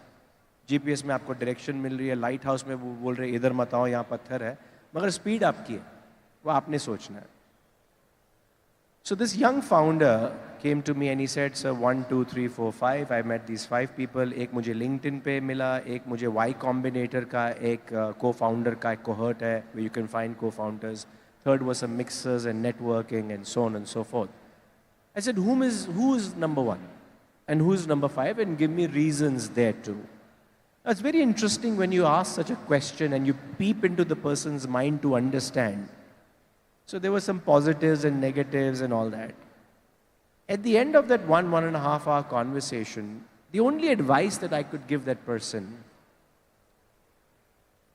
if you try to find someone who is like you, then that's not a great choice. You have to find someone who thinks differently, who can challenge you, who can make you pause, stop, think, rethink, and then take a decision. If you need a yes man, then that's not your co-founder. तो आपको सबसे पहले ये देखना है कि diversity in thought, not only in gender. आपको diversity चाहिए सबसे पहले. तो वो समझ आ गया उसको कि यार मुझे अपने जैसा नहीं ढूंढना है. मैंने कहा तभी तो फिर आपके skills different होंगे. आज on the table today, all of us have different skills. अगर हम सारे same होते, तो हम इकट्ठे table पे नहीं होते. Correct. Although they're 2 people of the same qualification, but again different in one way or the other. The second and the most important thing that I told this person, that co-founder की जो journey होती है, if you look at all the top successful companies, if you look at Berkshire Hathaway, where we have Warren Buffett and Charlie, who was his partner for so many decades, of course they thought differently. Of course, they had different thoughts. But there is one thing in partnership or in an organization that ticks and that should work. Is something, if I take you back just a few months ago in the India World Cup, where we were staring down the barrel, 4 overs to go, 30 balls, X number of runs. It was a clear loss for the Indian team. Now, what happened at that time? Everyone took responsibility of the next 30 balls. It was not only Surya's catch, or it was not only someone's bowling. It was not only Rohit Sharma's leadership. It was not only Virat Kohli's exploits. It was getting everyone to tick at the right time, and no one blaming fingers at anyone. That aapne ball drop kar diya, aapne catch chhod diya, aapne ye pakad liya. No. So, when you choose a co-founder or a partner, the first and foremost thing that you need to have and think कि मुझे ये गाड़ी चलानी ही चलानी है at any cost. And that is where your people skills come to the front. The most important skill that all of you need out here is not only your mathematical, chemistry, your knowledge, your entrepreneurship, your Excel skills, your business skills, your technical skills. No. The most important skill is your people skill. And that is where co-founders at times get into loggerheads, partnerships break, enterprises have issues, organizations fail. But you see two humble entrepreneurs work together, and then you see them reaching the heights of glory. So the most important skill of an individual is to understand himself more, work on himself or herself even more, accept the other person, and figure out the way to work together. So that is what my journey has been, to work with different people and to learn from them and to get the best out of me through them. If you're on this mission, you'll succeed. Very important skill, I think. People skills. From people skills, I'll have a question to Amod, because when we heard his first pitch, we saw Veer Das wearing his, creation and absolutely paying no money to him. So what is the thought behind, and how did you do the jugaad connection of using your people skills to reach out? So finally, I got a platform where I can talk about this story. So just to give a background of, we got a chance to style India's only Emmy Award winner, Veer Das, for his 2 shows in Goa and Nagpur. And this started in June 2023, where Veer Das put out a post saying that I'm looking for Indian local-based labels who are doing good but are not getting recognitions to apply to style me. And I got the company incorporated in May. 27th May is where I got the company incorporated, and June 1st is where he put out a post. And I didn't have an Instagram, I didn't have a website. I was not selling stuff immediately. But I had worked with Veer almost 4 years back when I was into event management, and that time I knew how patchy his life was. And I decided that because he was into hospitality first, then became an actor, now he's a stand-up comedian, now he's an artist. So there are different patches which come together, and then Veer as an individual comes out. So I thought, okay, if ever I get a chance to style him, I'll do a patchwork collection. But I was like, how can I apply? I don't have anything ready with now. So that's where my people skills came into picture. I asked 100 of my friends to go on his Instagram and just comment, try Kapda Project. And 100 of my friends actually went on that post and wrote, you should try Kapda Project, they are doing wonderful stuff. Fast forward to this, I had already applied to that, but not sent any sample. His manager gives me a call, people are talking about you. Where is your website? Where is your Instagram? And that's where I leveraged. So I feel, Prashant sir, it's all about leveraging what you have. And the biggest leverage, as rightly said by Kapil sir, or echoed on that, is people skills. The biggest investment I have made in life is on people.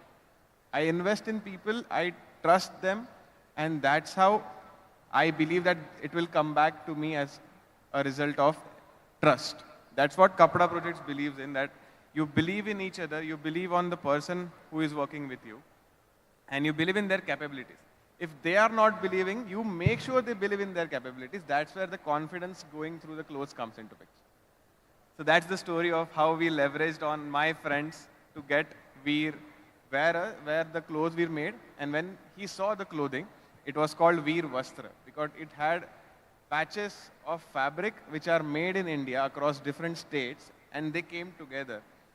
And he was very happy to see this, and the moment he saw this, he's like, you will not do only Goa, you'll also do Nagpur, because you are from Nagpur, that is where your team works. And both of the shows, he called us on stage, gave us the opportunity to speak about what we do. He didn't even charge something for us, but paid us for this. That is his, so that's where I feel that awareness of sustainability has to come from public figures, influential people. Now, I will very clearly say Veer Das is an influencer. I don't consider Instagram or Reels or TikTok people as influencers. Basically, Veer, what he does is trying to influence people through his work. And he does this like like how Kapda Bridge styled him, there was a singer who opened the show for him. So he influenced that, okay, this singer sings a lot of good songs. Why don't she come get an opportunity? So sum up to my answer, that's how people skills work, and that's how awareness has to be created. That's how we have to influence people more. As volunteers, there's a large team which is behind organizing a ride and expo. The biggest learning is, one, you will find your co-founder in such friendships, because I look at R.I.D.E as a startup, that you will have to build your people skills to make people work. You're not like a corporate, you can't give orders. My volunteers are working till late night to put up a good show. And you need to have your 100 craving fans who are there to support you. My next question to you is, because people skills, partnership, and having a good co-founder is very important. In your case, your husband is a co-founder, so how do you manage both? Because there is the home and there is also the boardroom challenges which you will be facing. But before that, if you could share what you exactly do in schools, because people are like wondering, what does Swaradhara do? How is it different? So if you could give us a glimpse of your story in that form, it'll help. So I'll tell you firstly what we do as Swardhara. So as Swardhara, we are an organization that takes the scientific benefits of Hindustani music to school children. Why school children? Because they are the next generation of our country. And that is where the schools are the place where children come to learn. So they are already in that zone of learning. So they are able to catch things better. So first, we are going to target the school children. So when we thought about going to the school system, a little of history here I would like to share. I started an academy, a music academy, wherein I wanted to open an academy of myself and take music to people out there. But when I started an academy, there was always, 30, 50 people coming in and out of the academies. And when I spoke to Amol, who's my husband, I said, I am not here to teach 30 and 50 people. If people don't know what I'm here to give, I need to go out to the people. And that is where we decided that we need to go to schools with music. Because music has always been looked at. I mean, for the last 100, 150 years now, music has always been looked at as art. और music क्यों सीखना है? Stage पे जाके गाना गाओ या कोई इंस्ट्रूमेंट बजाओ.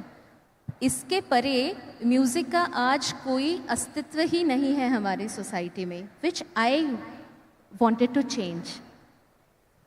So when we decided to go into the school system, we had to modify ourselves to suit the school system. Generally जब म्यूजिक सीखते हैं किसी भी गुरु शिष्य परंपरा में, तो there is one guru sitting in front of one शिष्य. फिर आज आपका मूड क्या है, लास्ट टाइम जो आपको सिखाया था वो आपको समझा है, नहीं समझा है, फिर आगे आपको क्या करना है, उस तरीके से डिसाइड होता है कि आज हम क्या सीखेंगे गुरुजी से. And this was the most important place where my husband, who is a completely non-musical person, came in. And he said कि ये ऐसा तो नहीं चलेगा. Because schools में जब सीखते हैं, there has to be a structure to what you are learning. Because when we consider music at par with all other subjects, we are always equipped with a curriculum. We are always equipped with a structure of that curriculum, and there are methods कि आज ये सीखना है, कल वो सीखना है, परसों ये सीखना है. And all the universities across the world, all schools across the world have designed this curriculum, where Hindustani music lacks a structured curriculum that can go into the school system. Can you give a demo, a small thing, a recital of what exactly happens inside school? See, generally schools में अभी तक क्या होता था कि music teachers used to come in and either they used to carry a harmonium and they try to teach. So if we are to do a demo here, how do we do it? Are you able to sing with me? I think we could ask Monica. Monica ji or Kapil ji? No, she's only good. I know. You could do with Kapil sir. He's got a good baritone voice. Yeah. See, generally क्या होता है, when there are 50 children, like there are today 500, 600 students sitting out here, if I go as a teacher and stand up on stage and I ask them to sing, कि चलो आप गाइए सा. Do I ask them? Yeah, you can. Hi students, are you awake? Are you ready to sing? Can you sing with me? Sa.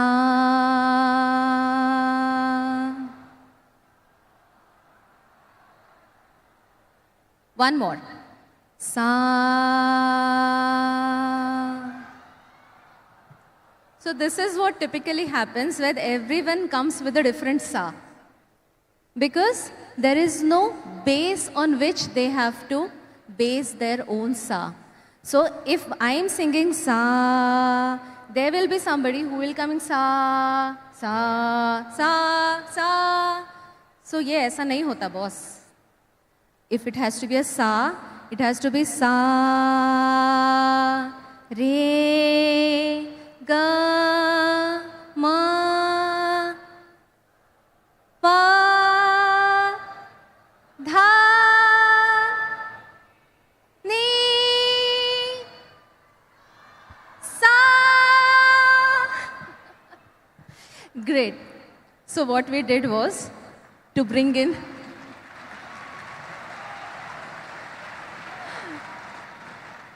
Thank you. So, to teach music in classrooms, we incorporated a little of technology and we have prepared Swardhara music app, and all music lessons, even in the classroom, are conducted through the Swardhara music app. Because music cannot be learned by just reading into textbooks. It is a question and a subject of listening and vocalization. So you need to listen to the correct frequency and then sing. So all the classroom learning happens through the Swardhara music app. Thank you. Kapil sir, question to you now. When we look at startups, traditionally we feel we need to have a tech background or it has to solve a large problem. You're investing in such startups which are very diverse. So what is that you're looking at that where students can build, because there is an MIT startup challenge which is going to get launched. What is it they can build, because music, it's widely available. Kapda project, you have tailors who can make. So what is the differentiation they are bringing on the table, which you as an investor, you're looking at? No, absolutely. I think it's a very, very, very important question in terms of what are these organizations doing. So tech today is an underlying common denominator. It's not a differentiator anymore, unless it's very serious, deep tech. Now, I remember when I was speaking to Gauri and to Amod as well, and conversations keep on going, and if you heard what she said, was I'm not here to teach 30, 50 students. I want to impact 3 million, 30 million lives. And मुझे याद है जब हम बात कर रहे थे तो उन्होंने भी मेरे से गवाया था सारे gamma, and I tried it once, the second time, and the third time with my eyes closed, I got better, right? And one thing that she also said is that, Kapil, imagine when you were young, if you got this opportunity to sing this way. All of us are singers. None of us are not singers. Everyone is a singer on this planet. Some of us sing in the car. Some of them are bathroom singers. Some of them are humming on the way while coming to the R.I.D.E event. हम सब गा रहे हैं. सब गाते हैं, right? But if there is a way that I can get better, and if there's something that can help me, and that is where Swardhara got my attention, of the impact that it can make, right? What type of technology they're using, I don't care, whether it's A, B, or C. But can they take this to the next level? If you look at Hindustani music and vocal versus different music forms in the world, I think our music form is very enriched. It's very soulful. It can transcend. Like the word Om in itself or Sare Gama in itself. It's very powerful, right? So that's the reason why we've invested and we want to associate with companies like Swardhara. But more importantly, the people behind it as well. The people, if you've heard, अभी तालियां हमारे में हमने बात करी, किसी की तालियां नहीं बजी. मैडम के लिए तालियां बजी है because it did connect with everyone. And उसमें कोई शब्द नहीं बोले गए, उसमें कोई शब्द नहीं था, उसमें सिर्फ आवाज थी. Right? So I think that's very important. अगर आप ध्यान से सुनिए. Coming to the Kapda project again, you know what really got our attention is again the founder, the person, the quality of the person behind the concept and the commitment to it. So whenever we talk to each other, I'm sure there are few things that he takes back home, processes and would imbibe, but there's something that I would learn. And as long as you're able to do that, because every time I come to MIT, I will never have the same thing that I said last time. There'll always be something new, and Prashant, you're testament to that. And I also see how you have been asking more questions, because you're evolving as an individual as well. So this is the hallmark that we look in people. Tech has to be there in one form or the other. That is what me and him were also discussing. Isme tech or kaise laye hum, right? But yes, if there is a startup or a venture that can create an impact and a positive one, I will go for it. Wow, interesting. So impactful solutions is the need of the hour, and taking that leap of faith, because at this age, there are wonderful ideas which come, you'll have wonderful friends, you'll have conversations. But if you don't stitch it together and take that first step, you don't know how to start the journey. And me and Monica, when we were having the discussion of organizing a boot camp for the interested students, because startup journey, starting is very easy, but continuing the journey is the most difficult part. And I wanted to highlight the importance of a structured program learning, because you will be learning a lot of academics, but when you're running a company, there are certain more things which are required. And how did you structure the boot camp, and why the boot camp is going to be impactful for anyone who wants to launch a company? Thank you for that question, Prashant.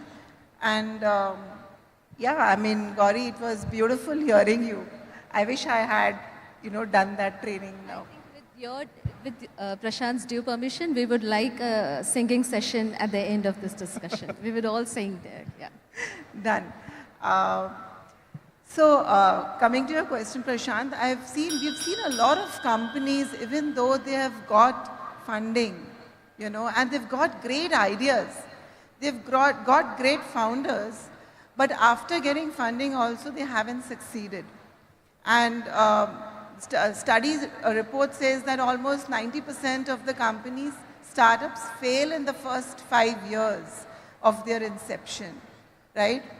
In fact, I was just reading that last year alone, there were around 30,000 startups that have, going down or have failed. Now, why is this happening? In spite of having funding or in spite of your ideas being very good. So what we've seen, in some of, when we've gone back and deep and seen the failures, we've seen that there are certain fundamental things which are kind of overlooked, especially in the early stage startups, which is, probably not having great financial management, or not have delved 5 years down the lines, your projections, and how you're going to manage that really well.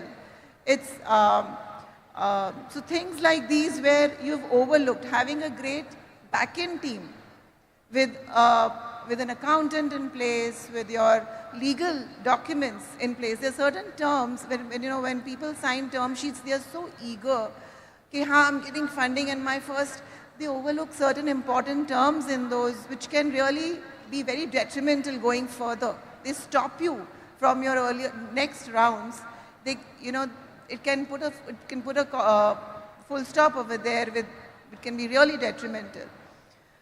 So the boot camp, what we are organizing, is basically to make these young founders aware of certain things, like how to have your projections in place, what are the legal things that, the legal documents, for example, a co-founder's document, stuff like that, your legal documents which should be there, the terms which you should be aware of, what can be your go-to-market strategies. You may be fundamentally good in certain things. What are other things that you can, be aware of? If you're having you're having a great product, but you don't know how to validate it, what are the various things for actually getting it into the market, stuff like that. And then, of course, and how do you go about your fundraising in various stages, right from your early stage, so that you don't waste time, going to the a PE investor who is probably not interested coming in at this stage. Also, how do you get the right stakeholders in your companies earlier on? Like having a strategic investor is very important coming in your early stage if you can get that, because he or she is not going to just put in money, but is also going to give you a lot of good advice and mentorship, also opening up the market for you, with the space that they're coming in from. So the bootcamp is going to address all of these things.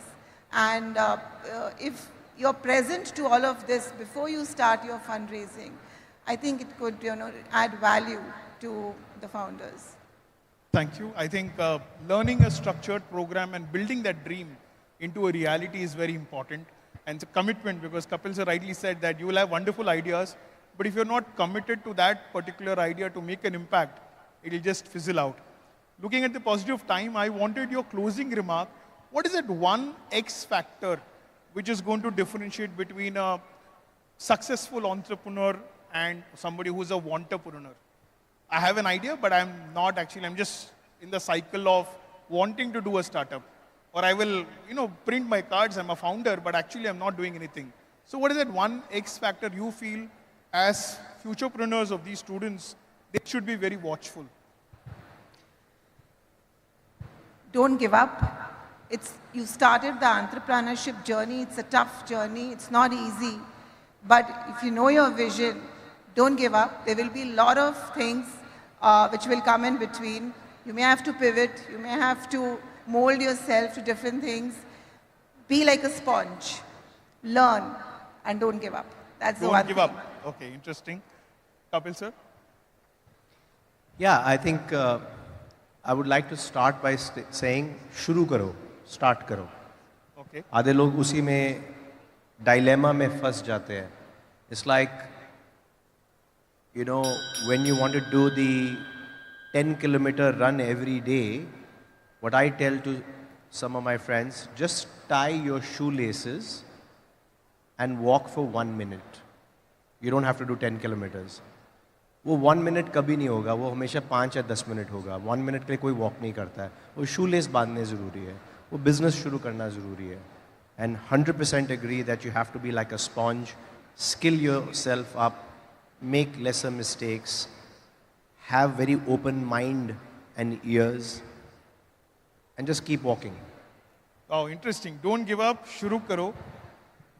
What is that thing, X factor? For me, it is absolute passion and a razor sharp focus on your goal as to where you want to go and what you want to achieve. We cannot be as naive to understand that there will not be challenges when you already set a goal for yourself. I don't want to boast, but I have myself been through cancer journey. And just 6 months into Swardhara and I was detected with cancer. But then I utilized those 8 to 10 months of treatment to create Swardhara curriculum, and I understand the importance of music. And I also spoke to my parents who were like, अभी ये सब बंद कर दो, music वैसे ये सब liability है, तुम मत करो, तुम अपनी health पे focus करो. I said, पापा मैं वही कर रही हूँ. If I am focusing on what I want to do, I am focusing on my health. And this is the razor sharp focus. I said, कुछ भी हो जाए मैं तो ये अचीव करके रहूँगी, क्योंकि कुछ करने निकले हैं तो अगर आप खुद ही नहीं कर पाए तो आप खुद के सपनों की कीमत खुद ही डिसाइड कर रहे हो. मेरे सपने बहुत ऊंचे हैं और मुझे वो अचीव करना है. फिर मुझे आप रास्ते मिल जाएंगे, लोग मिलते जाएंगे, कारवां तो जुड़ता जाएगा. Kudos to you, because fighting cancer and being committed towards your startup is quite a hats off. So give a huge round of applause to that. It's not easy. Thank you. Thank you. Thank you. And I think you used music to heal yourself, because you had mentioned that your music, continuous singing, allowed even your cells to get reactivated and give you a fresh lease of life. Yes. Amod, to you. Sir, I will sum it up with saying that if I could have given a advice to me when I was their age, discipline and consistency. And if rose, because what happens is we go towards perfectionism, and अगर 10 दिन gym जाना है, 10 दिन गए पर 11वें दिन नहीं जाते हैं, तो we lose it. But 4 दिन जिम जाना, 2 दिन नहीं जाना, पर 4 दिन फिर जाना, this is consistency. So don't give up, show up, passion, and keep doing it again and again. Discipline and consistency. I think now these are the 4 pillars for them to follow. Thank you, Amod, and thank you, everyone. Now, we could take questions from the audience. Prashant, what's your thought on what's your word? My thought, I think you have to be passionate. I'll go with passion. My journey, again, has been very diverse, working professional, entrepreneur, now helping more entrepreneurs. But there is something which kept working is, I got a PhD on leadership models and battlefield strategies. Now, when I was learning this, I capsulated all these startup stories into it, saying that the battlefield to boardroom, what can startups do differently? And each one of our conversations has helped me build that thesis.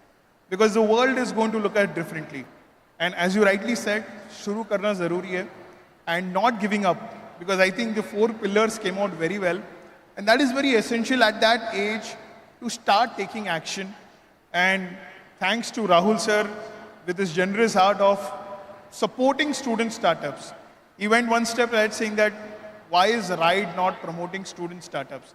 So tomorrow an entire day is dedicated at the expo, where student startups are getting a chance to go and display whatever they have made. It could be food products, it could be some new innovation, but we are creating this platform for more startups to get launched. And I feel this year we'll at least have 50 startups getting launched from this, and the next year will be 100. So, questions from the students for the panel? Now, as instructed, now we will have a question and answer sessions. So I request student with the questions kindly walk up to the podium. I can see a student at the right-hand side. Can we please begin with the question and answer session? I request the technical team to please make sure that the mics are working on both sides.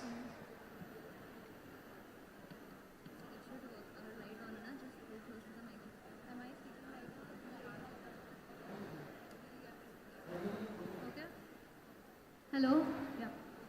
Good afternoon, everyone. My name is Ardra Mohe. I'm a student of first year B Farm. My question to you is, understanding the integrity of the sustainability that have become an integral in today's market, how do you ensure that our sustainability efforts are inclusive and equitable, benefiting the stakeholders?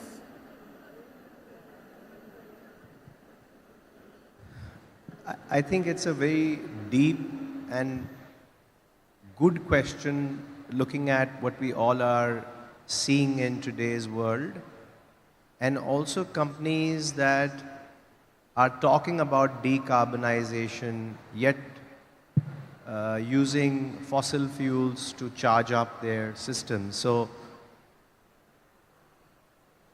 greenwashing is where you're trying to create a clean image, but it's not actually really clean in the entire supply chain. So this requires a paradigm shift. It's a full supply chain challenge that needs to be undertaken.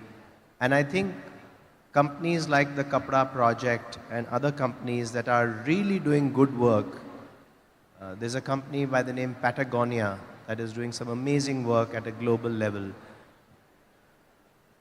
Imagine if we have hundreds of those companies across the globe. I think the integrity of what you've just asked will get resolved. Thank you. Good question. Can we have a question from left-hand side of our podium in the audience? Kindly proceed with your question.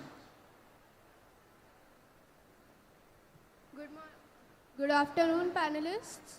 I'm Janvi Patel from first year BCA. My question is that how do businesses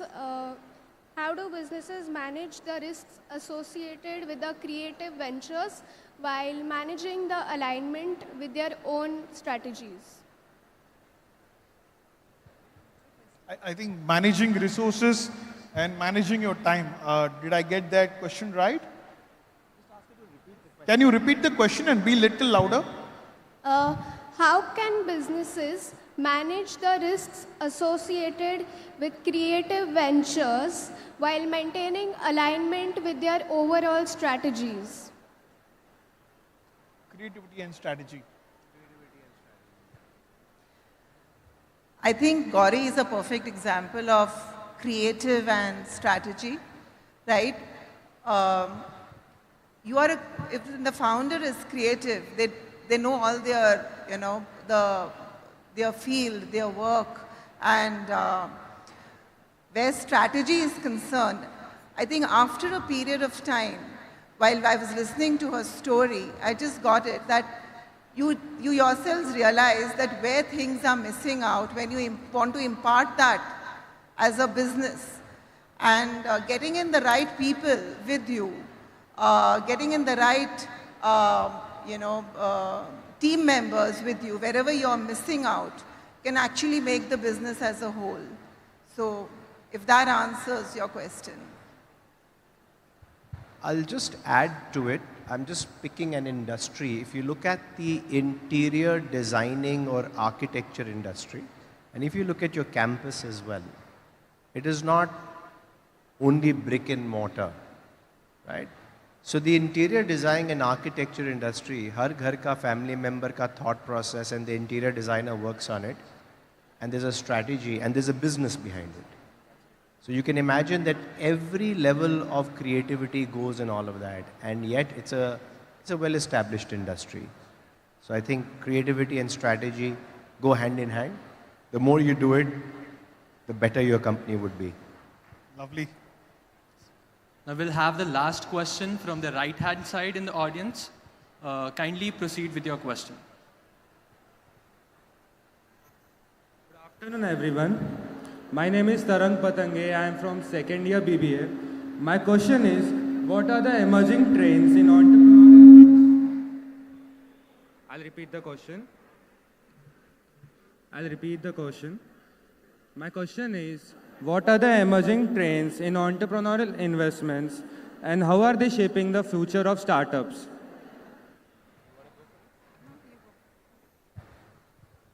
So I think there are 4 or 5 emerging trends that are definitely shaping up.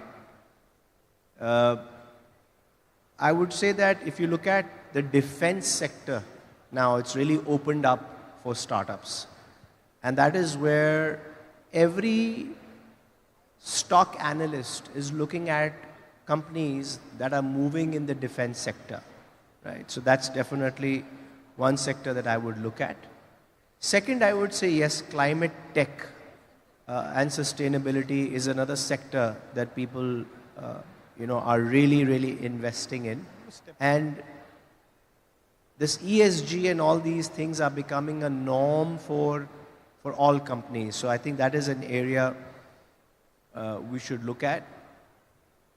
And lastly, I would still say that there's certain businesses that will not go out of vogue. Anything related to land and building, whether it's logistics, whether it's last mile, whether it's warehousing, whether it's storage, whether it's stadiums, whether it's places of worship.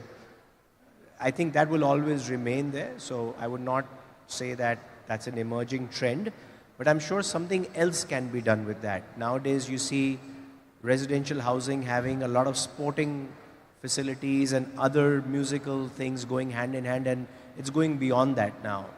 So I think I would pick up on defense for sure, sustainable, climate tech, definitely, and still looking at some of the earlier businesses, remodeling them.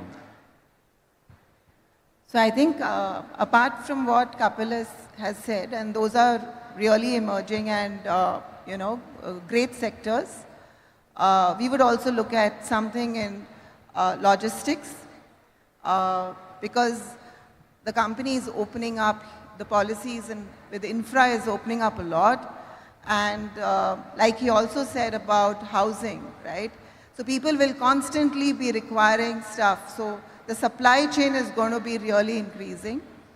Secondly is the scarcity of resources, so water. Anything to do with water, whether it's water filtration, whether it is, recycling, that is something which is very important. There's shortage of water in many states even now.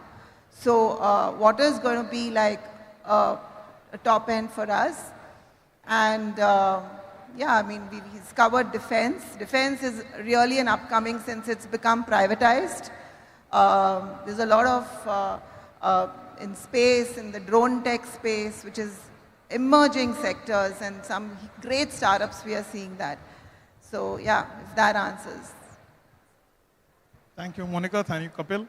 To close this panel discussion, I would request, having a wonderful artist, it's my privilege to, giving the closing notes and allowing this audience to remember something very memorable on day 4 of this R.I.D.E 2024.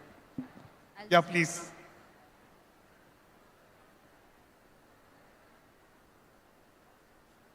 So audience, are you with me? Now let's sing. I'm not going to tax you, of course. I want you to sing along with me. A very simple, a very popular, a very sweet, melodious Bollywood number. So are you up for the game?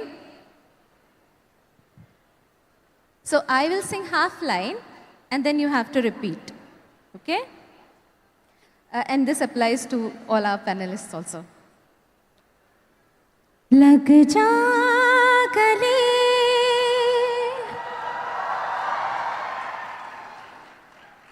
lag ja gale. Please sing. Lag ja gale.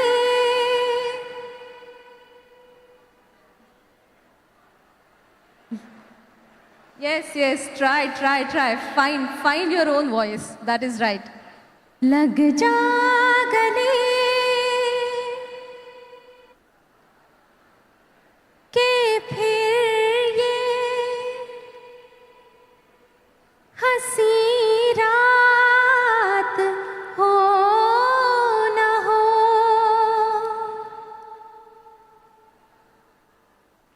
लग जा गले के फिर ये हंसी रात हो न हो, शायद फिर इस जन्म में मुलाकात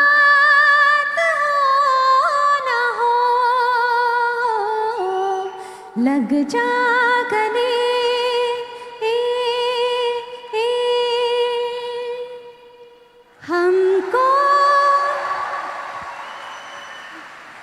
हमको मिली है आज ये घड़ियां नसीब से, हमको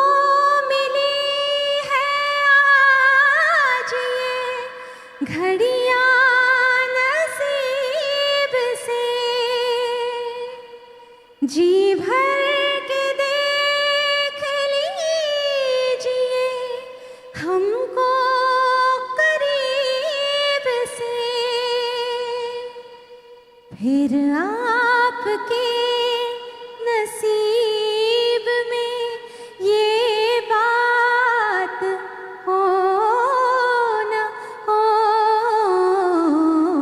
शायद फिर इस जन्म में मुलाकात हो न हो,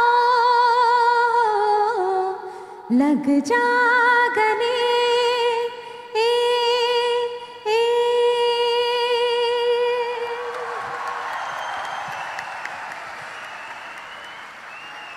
Thank you. So one thing I want you all to remember is find your own voice, shed your inhibitions about how your voice is, and just start singing and let the music flow in your life. Thank you. Well, what an energizing and melodious performance that was. Can we again have a huge round of applause for ma'am for this refreshing performance? I kindly request the esteemed panelists to come forward and join us on the stage for a group photograph. Your presence enhanced this memorable moment. Following this, I would request Dr. Ishwar Iyer sir to kindly join us for the vote of thanks.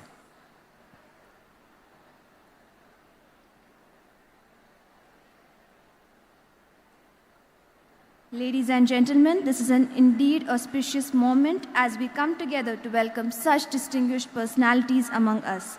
Can we have a huge round of applause for these wonderful personalities?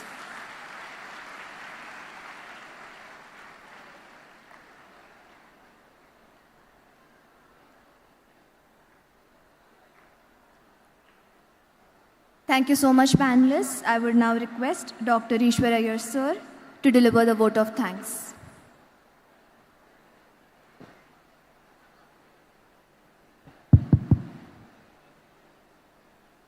I am the one who is standing between you and lunch. I'll make it in 3 minutes. If I do not have the capability to learn, I cannot ask you to learn. So I should first develop the capability to learn. So in the last 1 hour, 2 hours which I spent here, I learned something from everyone. Let us start with the Swiggy man. I went and sat near him. Both of us come from the same state, Tamil Nadu, so we spoke in Tamil. And in 2 minutes, I could understand what's the difference between Swiggy and Zomato. Do we think that Swiggy has penetrated enough? It has penetrated only 3% of the Indian population. How can Swiggy penetrate more? I could learn in 2 minutes. Then I sat with Rachna, who explained to me how finance should be simplified and not complicated so that younger students understand the nuances of finance. Then I sat with who was the third person? I sat with Bhavana Bhatnagar and understood where funding has to be done, how risk diversification can be done, what is portfolio management and things like that. And then I was asked to move downstage because the panel took over. And madam explained singing in 2 ways. 1, Sariga Padasa, and 2, Lagja Gale. In 2 minutes, I'm not a singer. I have never used a mic and sung on stage. Never. I learned both. As far as Lagja Gale is concerned, I think madam would agree with me. Which is that word in which the lower part goes to upper part? There is a word which comes as mulakat, in which you swing from the lower pa all the way to the upper pa. Mulaqat ho na ho, lag ja gale ki fir ye hasi raat. I learned in 2 minutes. See, if I, at the age of 59, with no motivation to learn anything at all, there are no more promotions waiting for me. If I can learn in 3 minutes, think about yourself, you're 21-year-olds, you have tons and tons of things to learn in life. With that, a huge thanks to my entire panel for the day, a huge clap.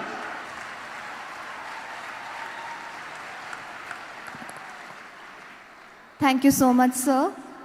Before we conclude today's proceedings, I would like to request everyone to rise from their seats as we come together to honor our nation. Please stand for national anthem. I request the technical team to cue the national anthem.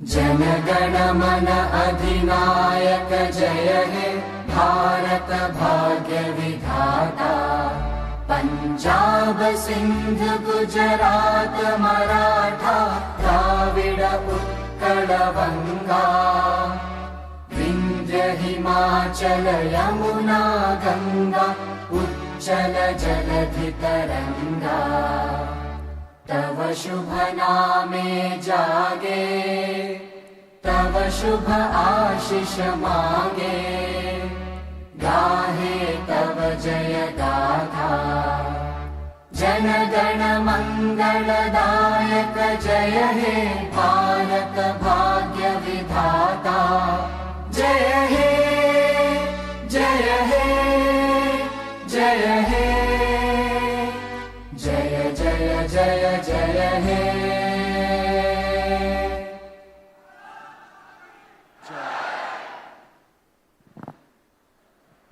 As we draw today's event to a close, I want to extend my deepest gratitude to each one of you.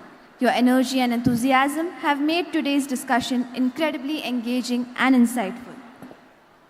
A special thank you to our distinguished speakers and panelists whose wisdom and experiences have illuminated new pathways and sparked, created new ideas. Your contribution have truly been special and enriching to understanding and inspired us all. Ladies and gentlemen, I have few quick announcements that I have to make. I'm very thrilled and excited to announce you that today we will be having the most awaited moment for R.I.D.E 2024, the Comedy Night. And the guest for the Comedy Night we will be having is none other than Praneeth More. I kindly request you all to join us right here at this pandal at 5:30 p.m. for the same. I kindly request the technical team to relay the video.